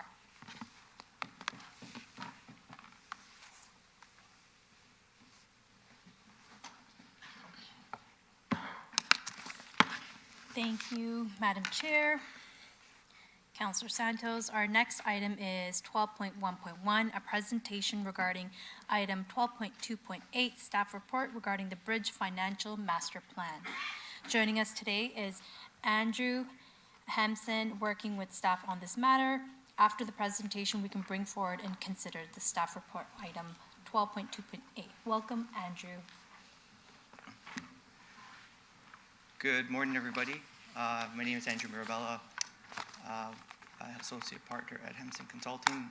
Pleased to see everybody again today. The intention of today's presentation, I'll go through a bit of a high-level overview of the interim Brampton Financial Master Plan update, considering kind of the bridge plan, which will be in place over the next couple of years.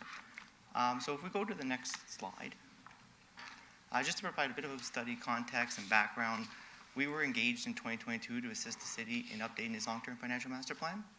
A financial sustainability policy review was undertaken and presented to council in July. The intention of this master plan is to help us understand the city's current conditions moving forward. We do recognize that there are a series of significant legislative changes on the table at the moment, particularly as it relates to Bill 112, the Hazel-McCallion Act, as well as some of the Bill 23 considerations as it relates to the exemptions of a range of DCs and cash and blue parkland contributions. The immediate financial implications associated with this report don't really consider obviously all of the Bill 112 dissolution components. That's going to have to be determined obviously in the years to come here as that rolls through. So it is more of a snapshot of today's world. If we go to the next slide, just to kind of put a bit of a highlight on tracking performance since 2017 when we were retained. We brought this slide up when we did the council workshop in July, just to kind of go through, and I'm not going to go through this in excruciating detail, obviously recognizing that there was a series of key policy directions that we had back in that 2017 report related to, utilizing development charges, increasing user fees, promoting economic growth, streamlining service deliveries. The city has made a series of actions and progress on a lot of those elements within that 2017 report. There are a couple elements which you're still working towards. This financial master plan continues to build on a lot of those updates, and will also continue to recommend how we move forward and to progress some of those areas where we're still kind of in the mid-range, and how to move forward going ahead. And that'll obviously help impact and improve revenues and streamline service delivery. If we go to the next slide, part of that last council session in July, we had a benchmark summary, just to kind of provide a bit of an overview of what that is, and the report certainly details it again. The city's residential property tax bills, they're slightly below the average. When we talk about transit user fees and some of the key recovery elements that we talk there, they're above average relative to a lot of other communities. Non-transit user fee revenues, we've seen relative to some of the benchmarks, coming in below the average. Debt level, as it relates to looking at your annual repayment limit, is amongst the lowest amongst many communities and cities. However, the city has certainly been looking to increase that debt utilization to continue to carry out key strategic priorities. And when we think about asset management, obviously there's a lot of consideration for that in the city and amongst many municipalities. That contribution per capita is on the kind of slightly above the average of relative to others. But so working in a very good position on a lot of those fronts when we look at other communities in some of these key different metrics. If we go to the next slide, just to kind of go over some of the key assumptions within the modeling and some of the work that we've done here. The model is certainly based on existing plans, budgets, and financial information where it was available. We've had a lot of discussions with staff to support this particular report and this modeling exercise. The way we've structured the analysis, it includes various strategic initiatives, which are largely assumed to be, in our world, kind of revenue neutral, particularly around the LRT, so not to impact the way the financial model and the projections are going to be kind of shaking out. The inclusion of other capital and operating impacts, obviously, if they don't become revenue neutral, could put further upward pressure on taxation, but that's just a working assumption that we have within the model. The third point here is on Bill 112, surrounding the dissolution of Peel Region, and Bill 23, the More Homes Built Faster Act, are certainly going to continue to have significant implications on the city of Brampton. Given the very early stages of the transition and implementation of these bills, as I mentioned, all the financial implications are generally unknown at this time, and we've largely excluded them from the consideration in this financial master plan report. However, you'll see in kind of the latter end of the presentation, certainly this model will need to be updated, or should be updated, once there's a lot more clarity around those two particular bills in the next couple of years. Go to the next slide. So one of the key outputs here is we've obviously done some operating budget impacts as well as capital. On an operating side of things, we look at how the operating costs are potentially going to change or increase over years. We have them broken up between capital-induced, growth, and price drivers, which will take into consideration in addition volume drivers, how growth will impact new operating costs. So as we acquire new facilities and we construct them, there's operating implications associated with them. And we see that the operating costs increase kind of with some peaks and valleys relative to the timing of when some of the capital is projected. And obviously, as you go through each year's budget process, the timing of some of those expenditures and relative to the growth and some of the operating costs at the time will impact the relative to that. But this is just at least a projection from a modeling perspective of how we come up with our analysis. So once we have an operating cost, you'll see on the next slide, we have our capital assumptions here, and we have our 10-year capital plan. We have it broken out between kind of our growth-related levies, our DCs and CBCs, grants and subsidies, as well as tax and other funding sources. The way we structured the model is kind of a base capital plan, looking at your 5-year budget from internal purposes, using 2023 as a start, and then kind of have a forward-looking 5-year plan afterwards, which is looking at generally the average of what we've seen or at least projected from the 2023 to 2027 period, but then some modifications based on discussions with staff, looking at the DC study, looking at the CBC study, and doing some reconciliations. But generally speaking, it's over a $5 billion program over a 10-year period, quite substantial to carry out, and those costs are kind of integrated within our modeling forecast that we have. If we go to the next slide, and I'm trying to be conscious of the time here, some of the, one of the key outputs here of this plan, aside from the policies and a lot of the kind of benchmarking and all the things that we've done, is looking at what the city's tax rates are projected to be and looking at it over the planning period. And what we have is just a projection of the city's portion relative to total, which would include the region as well as the education component. In the shorter term, when we have a little bit more of a handle on our capital and the known operating costs, we see more of a spike in the earlier years, but on average over the 10-year period, it's about a 2.3% annual increase.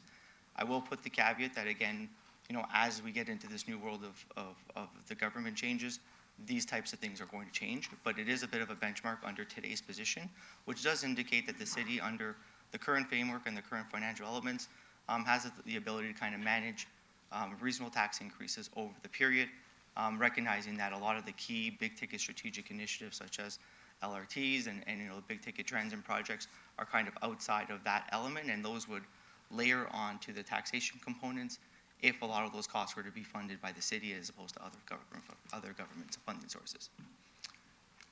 So if we go to the next slide,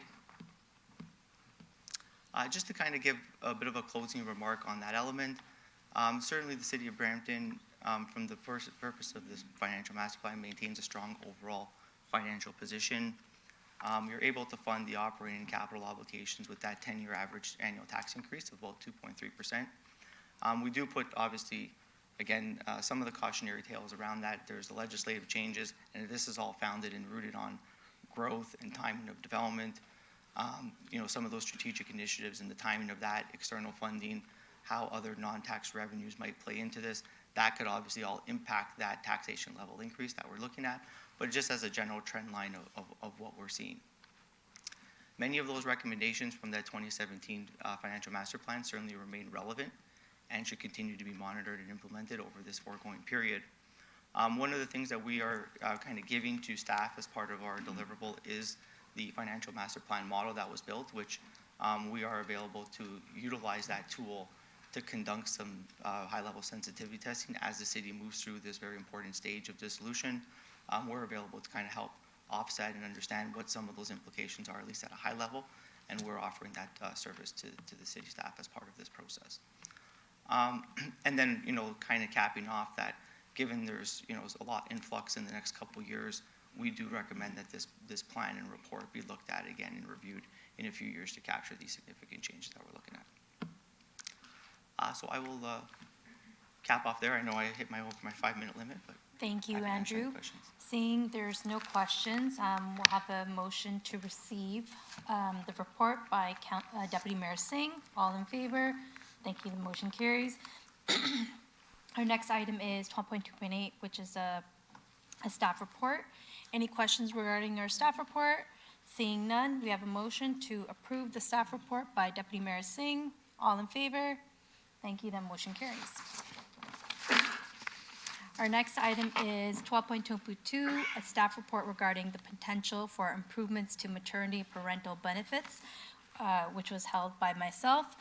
So looking at the report, we're seeing that Brampton is below average, and I was wondering if we can move, I can move recommendations for option 1, and that would be, this option improves the city's position as average in its pregnancy and parental leave benefits among comparators and municipalities. So I think I'm just looking towards my council. Perfect, thank you. We have a motion moved by Mayor Brown. All in favor? Thanks, the motion carries. Mr. Clerk, are we okay? Sorry. So the motion is option 1. Option 1. This was an information report, so I just need clarity about what is it that staff are. Because we did, if you look at these, this is a staff report that came back with 2 options, and we were planning to remove the recommendations. for option 1. Councillor Santos, we have on the floor. Thank you so much, Madam Chair, and thank you so much, Madam Chair, for bringing this up. And Councillor Paleshi, I know, was also advocating for this, so thanks to both of you. I think just for clarification's sake, to provide a little bit more direction, Councillor Brar, and I support it, is suggesting that we do go, at least for the City of Brampton, for option 1, to be at average compared to other municipalities. There should be wording in the report already to clarify that, and because the mayor has seconded it and it's mayor's budget, I think that's a good move on behalf of the city to at least make sure we're on average when it comes to maternity and parental leave. Is that clear? Through you, Chair Brar. So the report is an information report, and it includes A, options and costs to increase parental leave, so there's an option 1 there. It also includes B, options and costs to increase supplementary unemployment benefits, and there's an option 1 and an option 2. Is the intent for option 1 for both? I just need some clarity in terms of what the decision of the council will be on this matter. Yes, and so just for clarification, I think for both of those options, making sure that we're providing the benefits that are at least on par with other municipalities on average is the direction that we're looking at.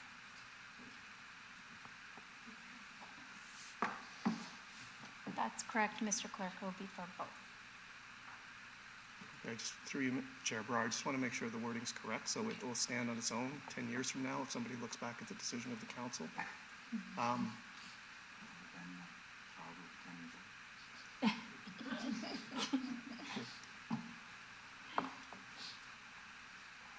Does this satisfy what staff are looking for? Thanks, Peter. Through the chair, council requested additional information, so there's no recommendation. It's council's decision to pick an option if they wish to do so. But staff isn't making a recommendation in the report. It was to bring back for information. But I think that satisfies what I've heard around the horseshoe. And implementation. And to implement both elements of it, yes. So through you, Chair Brar, I guess, the question is, can staff action this decision of the council? Is that's, because it's not clear to me what option 1 and option 2 average really means in the report.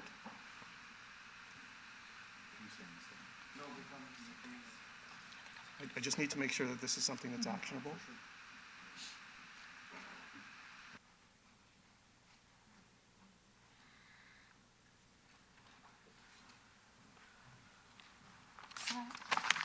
Good morning, sorry. Through you, Chair, yes, this can be actioned by staff. And that would be option 1 for both options, yeah. Perfect. Perfect. Any other questions regarding this item? Perfect. We have a motion moved by myself, Mayor, and Mayor Brown. All in favor? Thank you. The motion carries. Our next item is 12.2.3, a staff report regarding budget amendment, certified commercial kitchen, held by Councillor Tour. Councillor Tour, you have the floor. Thank you, Madam Chair, and through you to staff. I know there was an RFP that was put out for the commercial kitchen, and it had to be extended because we had no applications for that RFP. Just want to know what the status is for that right now. Like, where does it currently stand?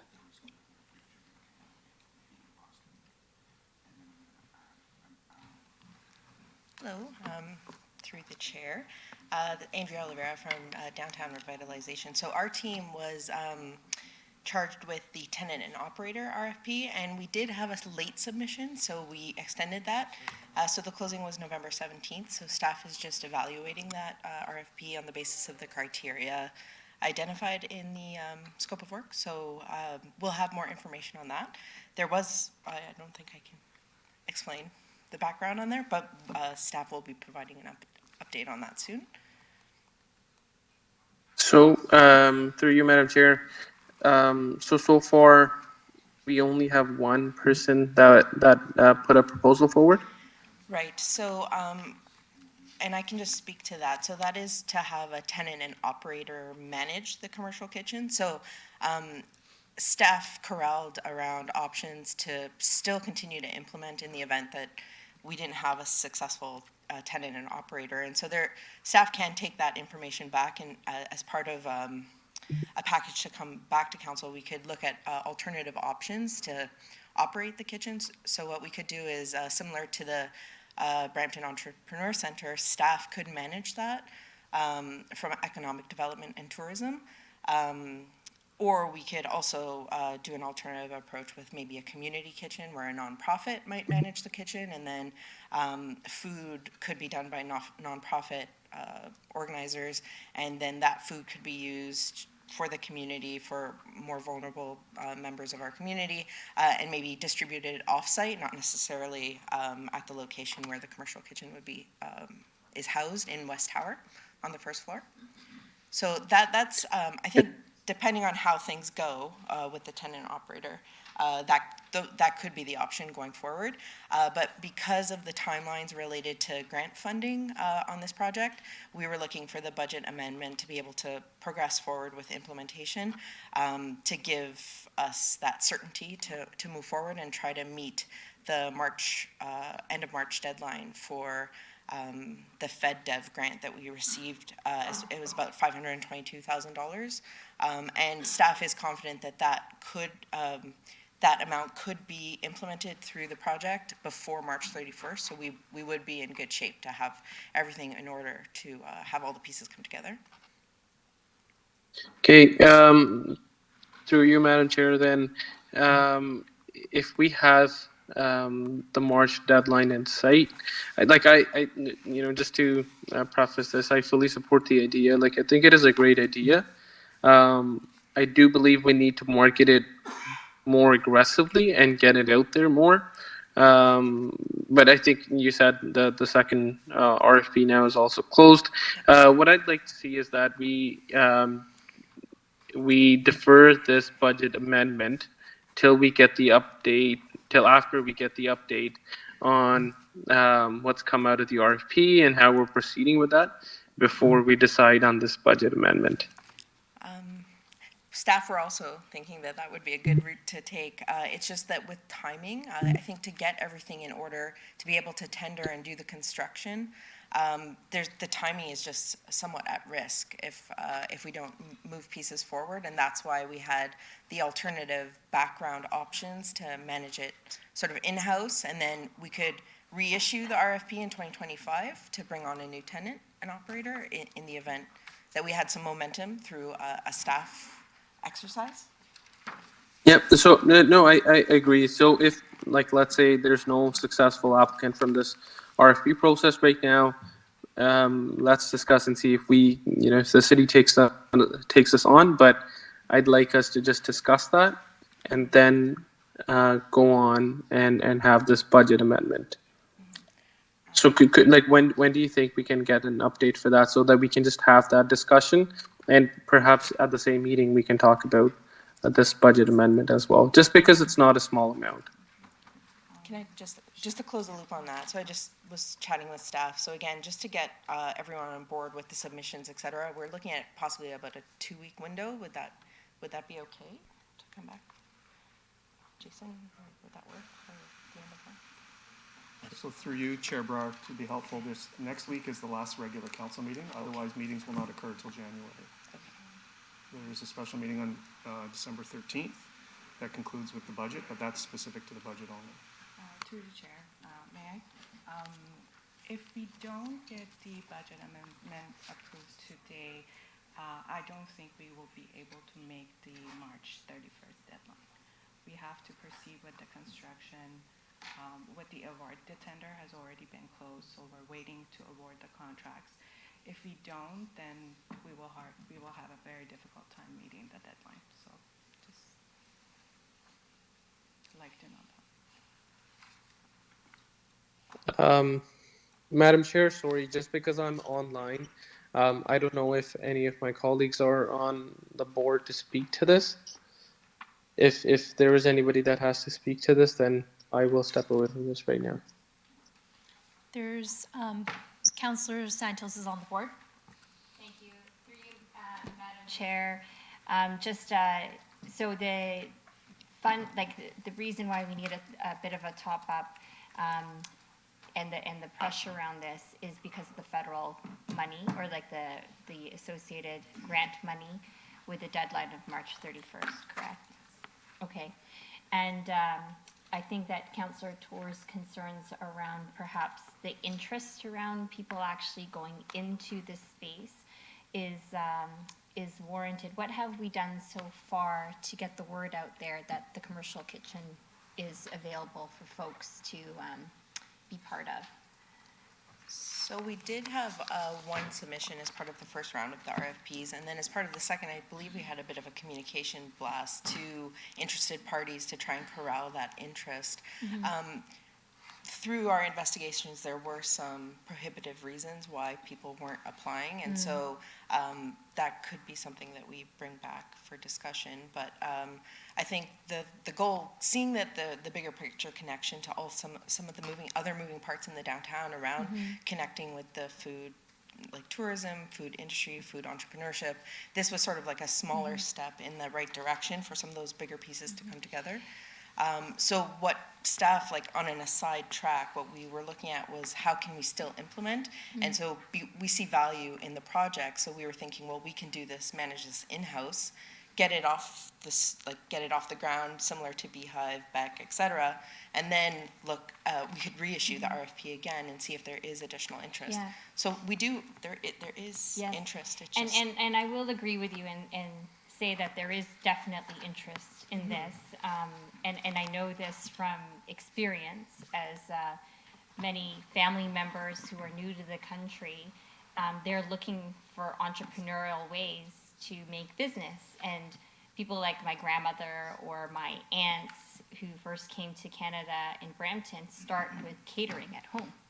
And eventually they expand, but many of them don't actually have the space to accommodate expansion. So a place like a commercial kitchen is an opportunity for many of those newcomers coming in, those who are interested in food, the food industry. And the mayor talks all the time about how incredible the food here is and diverse the food here is in Brampton. And so having a place for many of those folks to expand their home catering business, or maybe they get like a massive order for a weekend, is a huge opportunity to support the entrepreneurial spirit around the food industry and culinary industry in Brampton, but also highlight it as well. So I think perhaps the issue has been maybe not reaching enough people who might be interested, whether that's through ethnic media or through other media channels outside of just the traditional social media. Just wondering if there was one, and I know there's a management component, so the idea of having the Brampton Entrepreneur Center oversee some of that incubation or oversee some of it similar to Beck is an option. I'm not concerned at all in terms of people being interested. It's more about making sure that they know it's going to be existing. Right. So, and I guess just to your point, in terms of submissions for the RFP, it was about managing and operating the commercial kitchen. From what I hear from economic development, there's a lot of interest in using the commercial kitchen for independent users.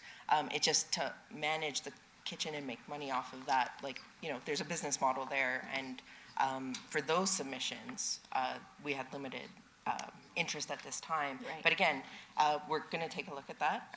We can report back. It's just the timeline is tight in terms of getting the construction done. And as a lateral track, the city is confident we could take the lead to incubate and get it up and running, and then research. Once we establish something, we can come back in 2025. Let's say.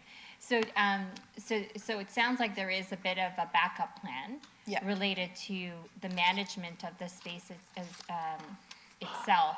Is there a possibility, because this has to be ratified at council anyway, is there a possibility for staff to come back just to address some of Councillor Tour's concerns on how that might be managed? From ECDEP? Is it is there a possibility for us to just get some information on how, similar to the Brampton Entrepreneur Center, the commercial kitchen might be managed? Thank you, through the chair. We need to come back to you by next week with some options. I think that was the deadline for the decision on this Yeah, for project. ratification, yeah. We can come back with some options. Okay. Yes, we will work Counselor, and alongside so- Gage perfect. and team, yes. Okay, so through you, Madam Chair, back to Councillor Tour, if economic development, and you and I could probably chat with economic development as well as Chair and Vice Chair, if they come back with a little bit of a framework of how the kitchen would be supported by the Entrepreneur Center, would that be okay with you, given the timelines?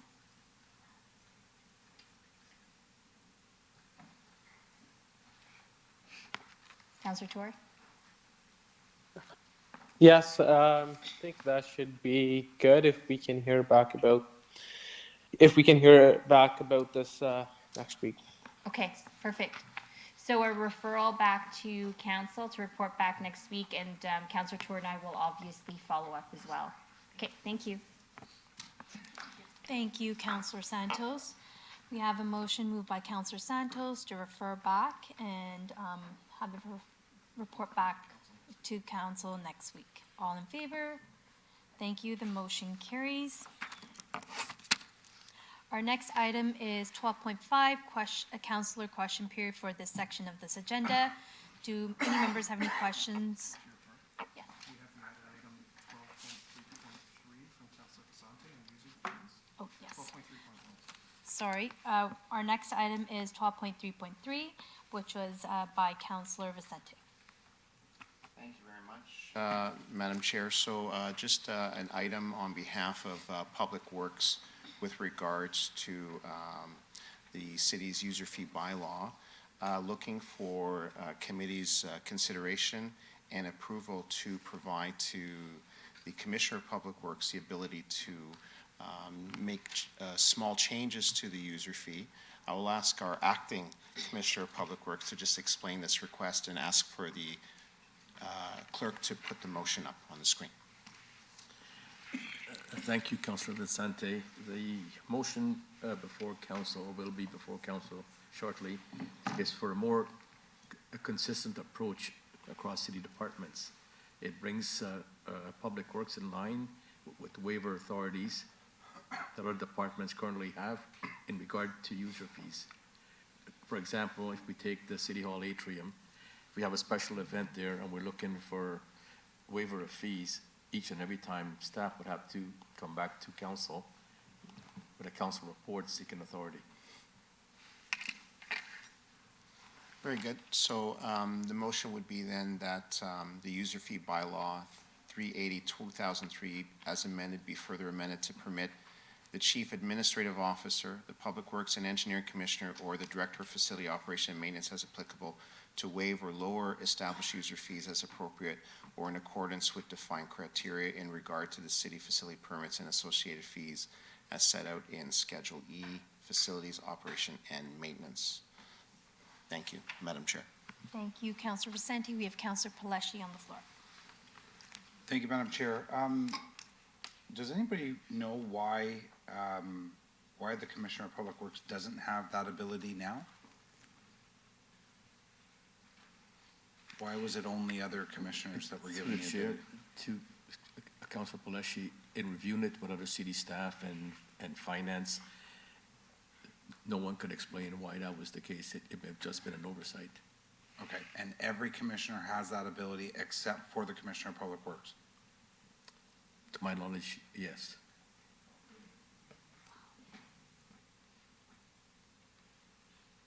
The user fees that the Commissioner of Public Works would, and it would only be within that department, like the Commissioner of Public Works couldn't waive the fee of a recreation rental or something like that. It's only within their purview. Through the chair, yes, that's correct. Okay. Now, thinking about all the user fees that Public Works would have, does Commissioner of Planning have the ability to waive user fees?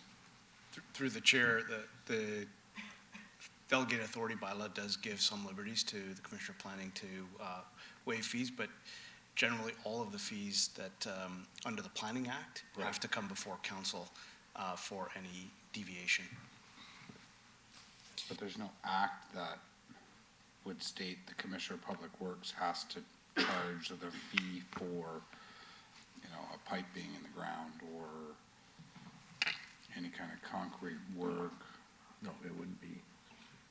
Through the chair, it wouldn't be those fees, which has already been basically established and approved, and most of those are issued by through permits.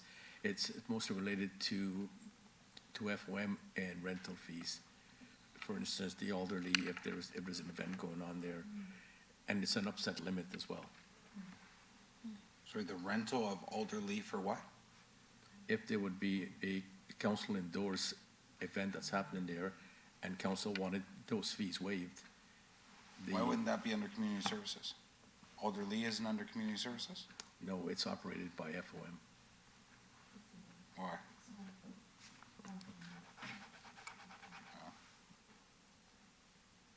Okay.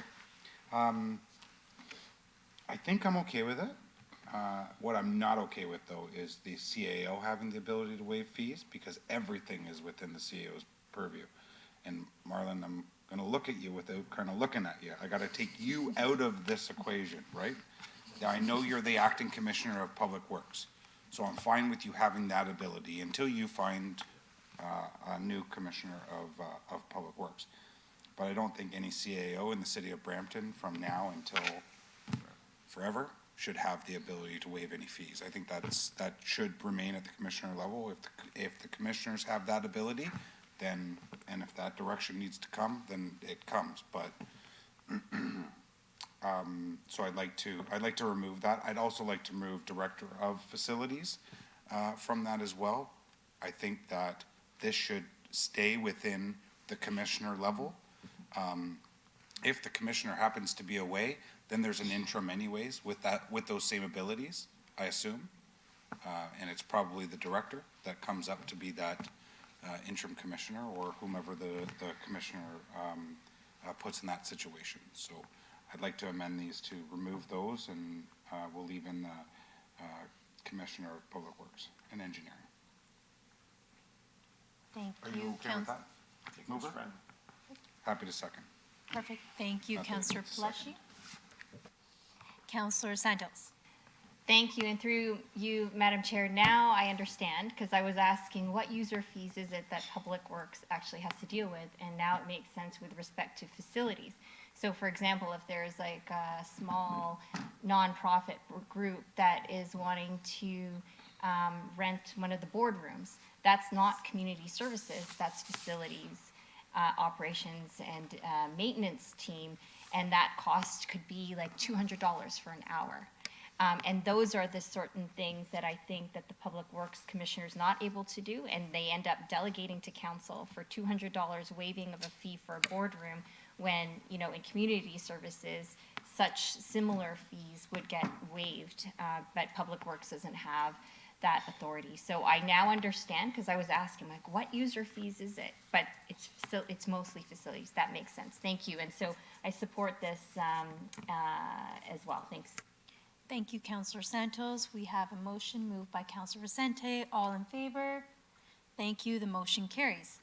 Our next item is 12.5, councillor question period for this section of the agenda. Any members have any questions? Mr. Clerk, any online? I do not see any. Seeing none, we'll move on. Now we can deal with item 12.6, public question period. Mr. Clerk, do we have any questions online? We do not. Now we'll move on to our next section of today's agenda. Our next item is 13.1, the referred matters list. Do you have any members have any questions or comments regarding the referred matters list?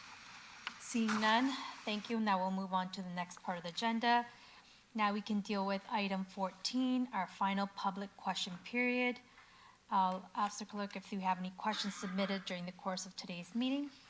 Seeing none, we'll go on to our next item of business is 15, closed session business. I have a motion moved by Deputy Mayor Singh to move into closed session to deal with the... Yes, Councilor Pleshy? Madam Chair, thank you. Raising on this point of order, as I've just, it's just come to my, I've been brought to aware that the added item and the information, the reasoning behind the added item tells me that there's a clear breach of in-camera rules last week. We've struggled with this on and off for now into the second term, breach of in-camera information. And I think something finally has to be done about this. I think we need to amend the procedural bylaw. I won't ask for the amendment of the procedural bylaw here today, but what I will ask is for the majority of council to support only having people in camera and no online option. So your physical presence in camera only and no online option. And I think we need to make that change for the future. I'd like to start by doing it today, just for today, but then start the process on amending the procedural bylaw for the new year. So I know that's there's a couple votes that need to be taking place, Madam Chair, and those votes are a not just a majority vote. I think they are 2/3. Thank you, Councillor Pleshy. Mr. Clerk, what is the direction that we need to take? So through you, Chair Brar, so a member rising on a point of order and raising a point of order which has been recognized by yourself, then you're required as the chair to rule on the point of order if you agree with it or not. If, depending on your decision, a member may challenge the point of order, and if it's a challenge, it is a majority decision to uphold the chair or not uphold the chair. The second point is if there is a request to amend the procedure bylaw in the future, that would be a new business item that would require a 2/3 vote to reopen the agenda, to be added to the agenda to provide the appropriate direction to the clerk's office to bring forward an amendment to the procedure bylaw, which currently permits participation remotely in accordance with the Municipal Act in closed session meetings of council and its committees. Thank you, Mr. Clerk. I do agree with this point of order. Now, Mr. Clerk, do we need to vote on a 2/3 vote to have that moved? Yes, so, and through the ruling that you just made, Chair Brar, then the closed session that will be convened today will only include in-person attendance, whether it's members of committee or members of staff. No other persons will be able to participate remotely. So then it's a 2/3 vote to reopen the agenda to add a discussion item, which would be 12.3.2, I believe it is, new business under corporate services, for a discussion item on possible amendments to the procedure bylaw. So 2/3 is required to reopen the agenda to add that item. Thank you, Mr. Clerk. Can we have a 2/3 vote to reopen the agenda? All in favor? Thank you. The motion carries.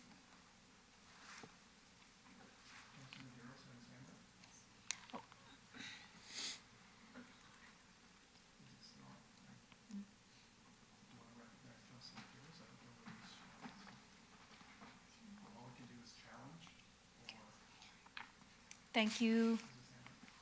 Thank you, Mr. Clerk. There's Councillor Medeiros on the floor. Councillor Medeiros? Yeah, so thank you through you, Madam Chair. I do have a problem with this, doing this sort of like last minute, especially when there's a procedural bylaw. And with the procedural bylaw, there should have been at least public component consultation to this. Now, you know, essentially for some folks of us who have gone on electronically, which is the established rules right now of council, and not sort of explain to us, you know, what information you received last minute, I think really not only is disingenuous, but disrespectful to colleagues who can't be there in person, and then make a decision based on, I was in council, I was in camera last week in person. So I have no idea what's transpired or what information you received last minute, but at least there should be some explanation, some discussion, because essentially not allowing us to participate in camera goes against my ability to act as a councillor. So I would say to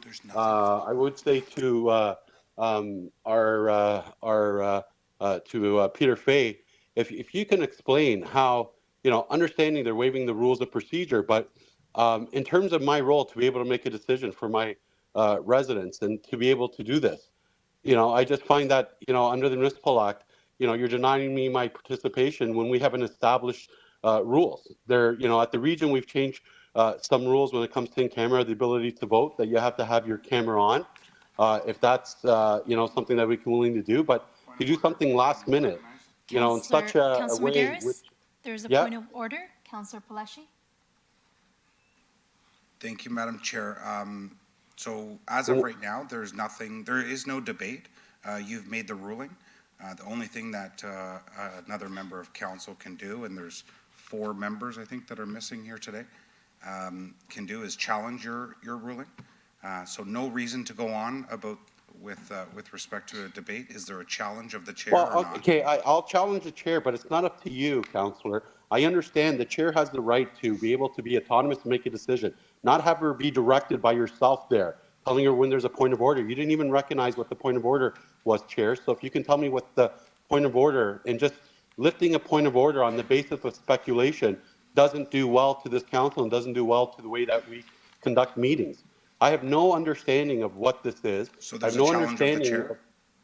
So again, it's not up to you. I'll deal with the chair directly, Councillor. I'm asking questions. And if the chair wants to recognize you, I don't need to respond. The chair has to you. recognized I'm speaking to the chair. Okay, I'm speaking to the chair. Now, can you explain what the point of order was? So the point of order I just heard was based on the explanation that some information has come to them and they've decided to put forth this motion.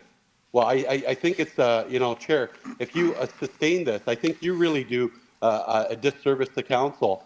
And this really is disrespectful to councillors who can't come in, who weren't in, who want to be part of the process. I don't know what transpired last week and what information has come. At least go in camera and explain to us why this motion has been put so we can understand what's happening. Thank you, Councillor Medeiros.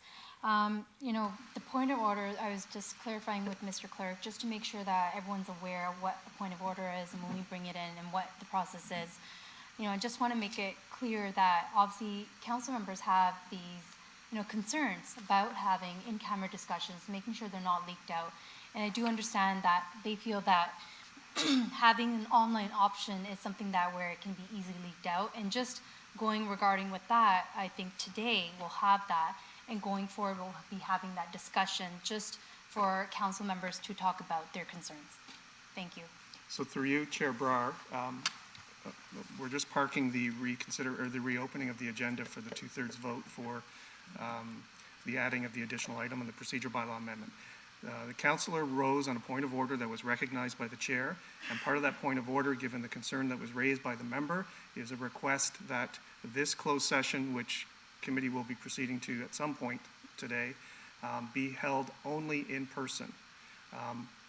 Although that is appears to be not necessarily consistent with the intent of the procedure bylaw, which does allow for closed session to occur with remote participation, the chair ruled and agreed with the councillor. Therein, Councillor Medeiros spoke and effectively said that he is challenging the chair. Under council's procedure bylaw, once the chair has been challenged, there is an appeal, and the chair shall immediately take a vote to sustain the chair's decision without debate, and that decision shall be final. So, Chair Brar, we are at the point now where your ruling has been challenged. This is not debatable, and there is to take a vote immediately whether or not to sustain your ruling to have closed session in person only today or not. And it is a majority vote. Thank you, Mr. Clerk. We have Deputy Mayor Singh on the floor. No, there's no speakers. Oh, there's no speakers. Perfect. We'll take a vote To support your ruling. to support my ruling. All in favor? No, I'd like the recorded vote, please. Recorded vote. Recorded vote has been requested to sustain the chair. All in favor of sustaining the chair, please stand to be counted in chambers. We have Councillor Santos, we have Mayor Brown, we have Councillor Vicente, we have Councillor Palashi, we have Chair Brar, we have Deputy Mayor Singh, we have Councillor Power. Councillor Tour, how do you vote? Councillor Tour is not present. Councillor Fortini is not online. Councillor Medeiros, how do you vote? No. That's no. Councillor Keenan, how do you vote? It's not online. The chair has been sustained. The vote is 7-1. Excuse me. Yep, 7-1 with 3 absences. So the matter's been decided. The next matter, Chair Brar, is in regards to reopening the agenda to add the discussion item. But Peter, can you clarify, the absences would be considered a no. At the region, they're considered a no. So what would they be here at the city? No, the absences, they're absent. They're not in the session, so I have no way of knowing that they're participating in this or not. Okay, thank you. So, Chair Brar, we're now at the point of the proposed item from Councillor Paleshi to reopen the agenda, which is a 2/3 vote to add a discussion item regarding an amendment, possible amendment to the procedure bylaw in the future. Thank you, Mr. Clerk. Councillor, Deputy Mayor Singh? No, mine was, Yeah. sorry, I just wanted to talk about something before, it's okay, we're past it. Oh. Councillor Palashi?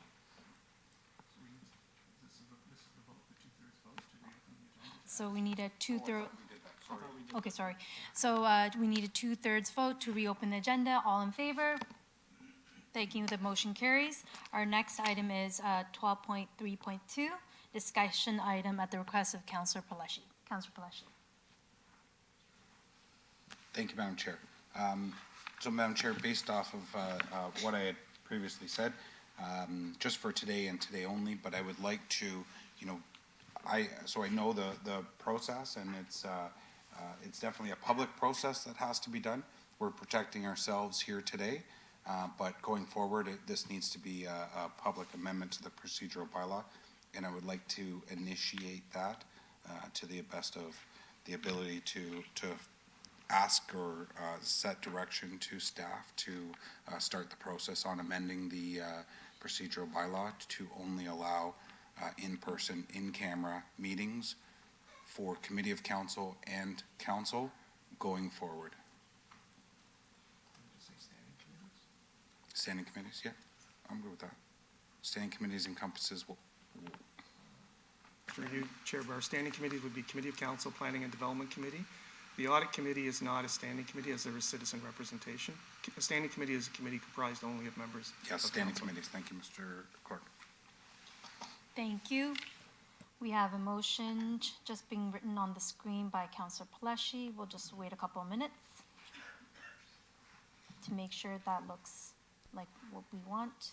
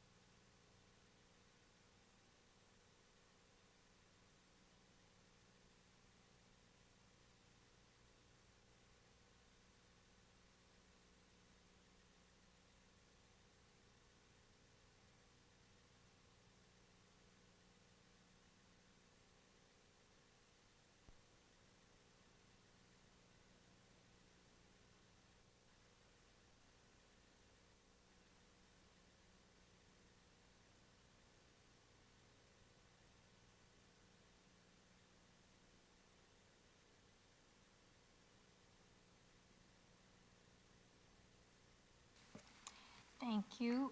Councillor Palashi, is that okay, what we have on the screen right now? Perfect. We have a motion moved by Councillor Palashi. All in favor? Thank you. That motion carries. Our next item is business, is item 15, closed session business. I have a Sorry, motion. Madam Chair, I put my name to speak during the vote, please. Sorry. Councillor Medeiros, you have the floor. To you, thank you to Peter. Can you say how are we going to be reflected in the attendance when it comes to in-camera?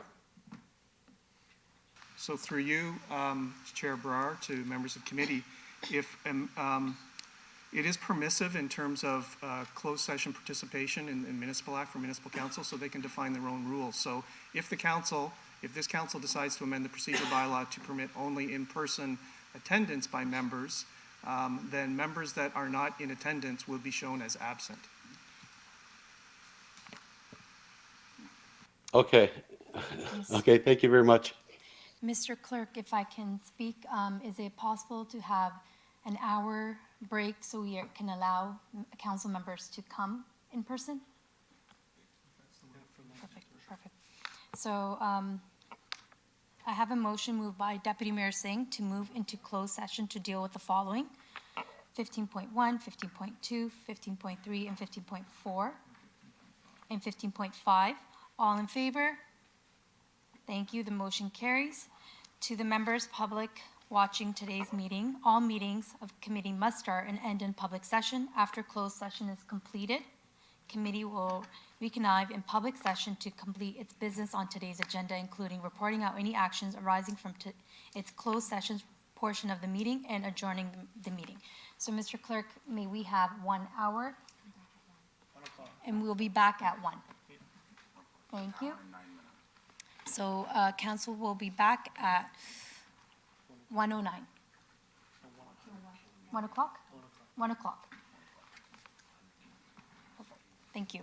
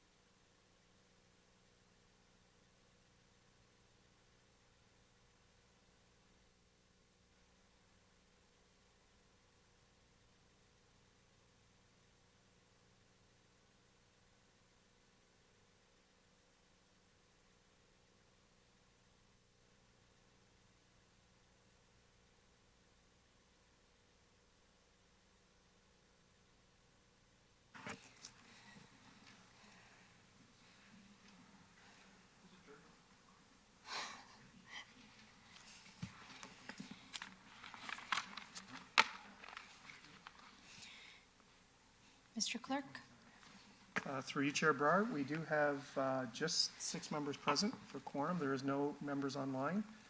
We did send them a reminder. It's 2:27. We can proceed. Okay, thank you. Welcome back, everyone.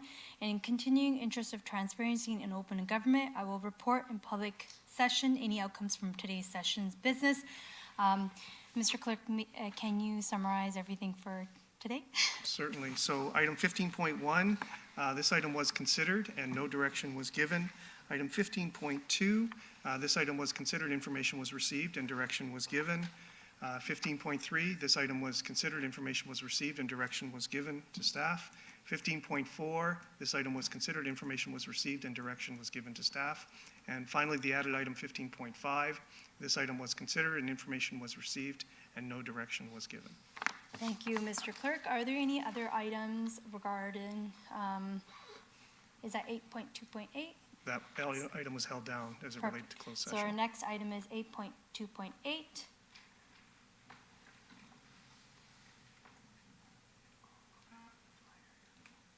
Any questions? Perfect. Thank you. We have a motion moved by Councilor Vicente to receive the report. All in favor? That motion carries. Our next item of business is 16, adjournment. Committee is next scheduled to meet Wednesday, January 17, 2023 at 9:30 a.m. I have a motion moved by Deputy Mayor Singh to adjourn today's meeting. All in favor? Thank you. The motion carries and the meeting is adjourned. Thank you, everyone.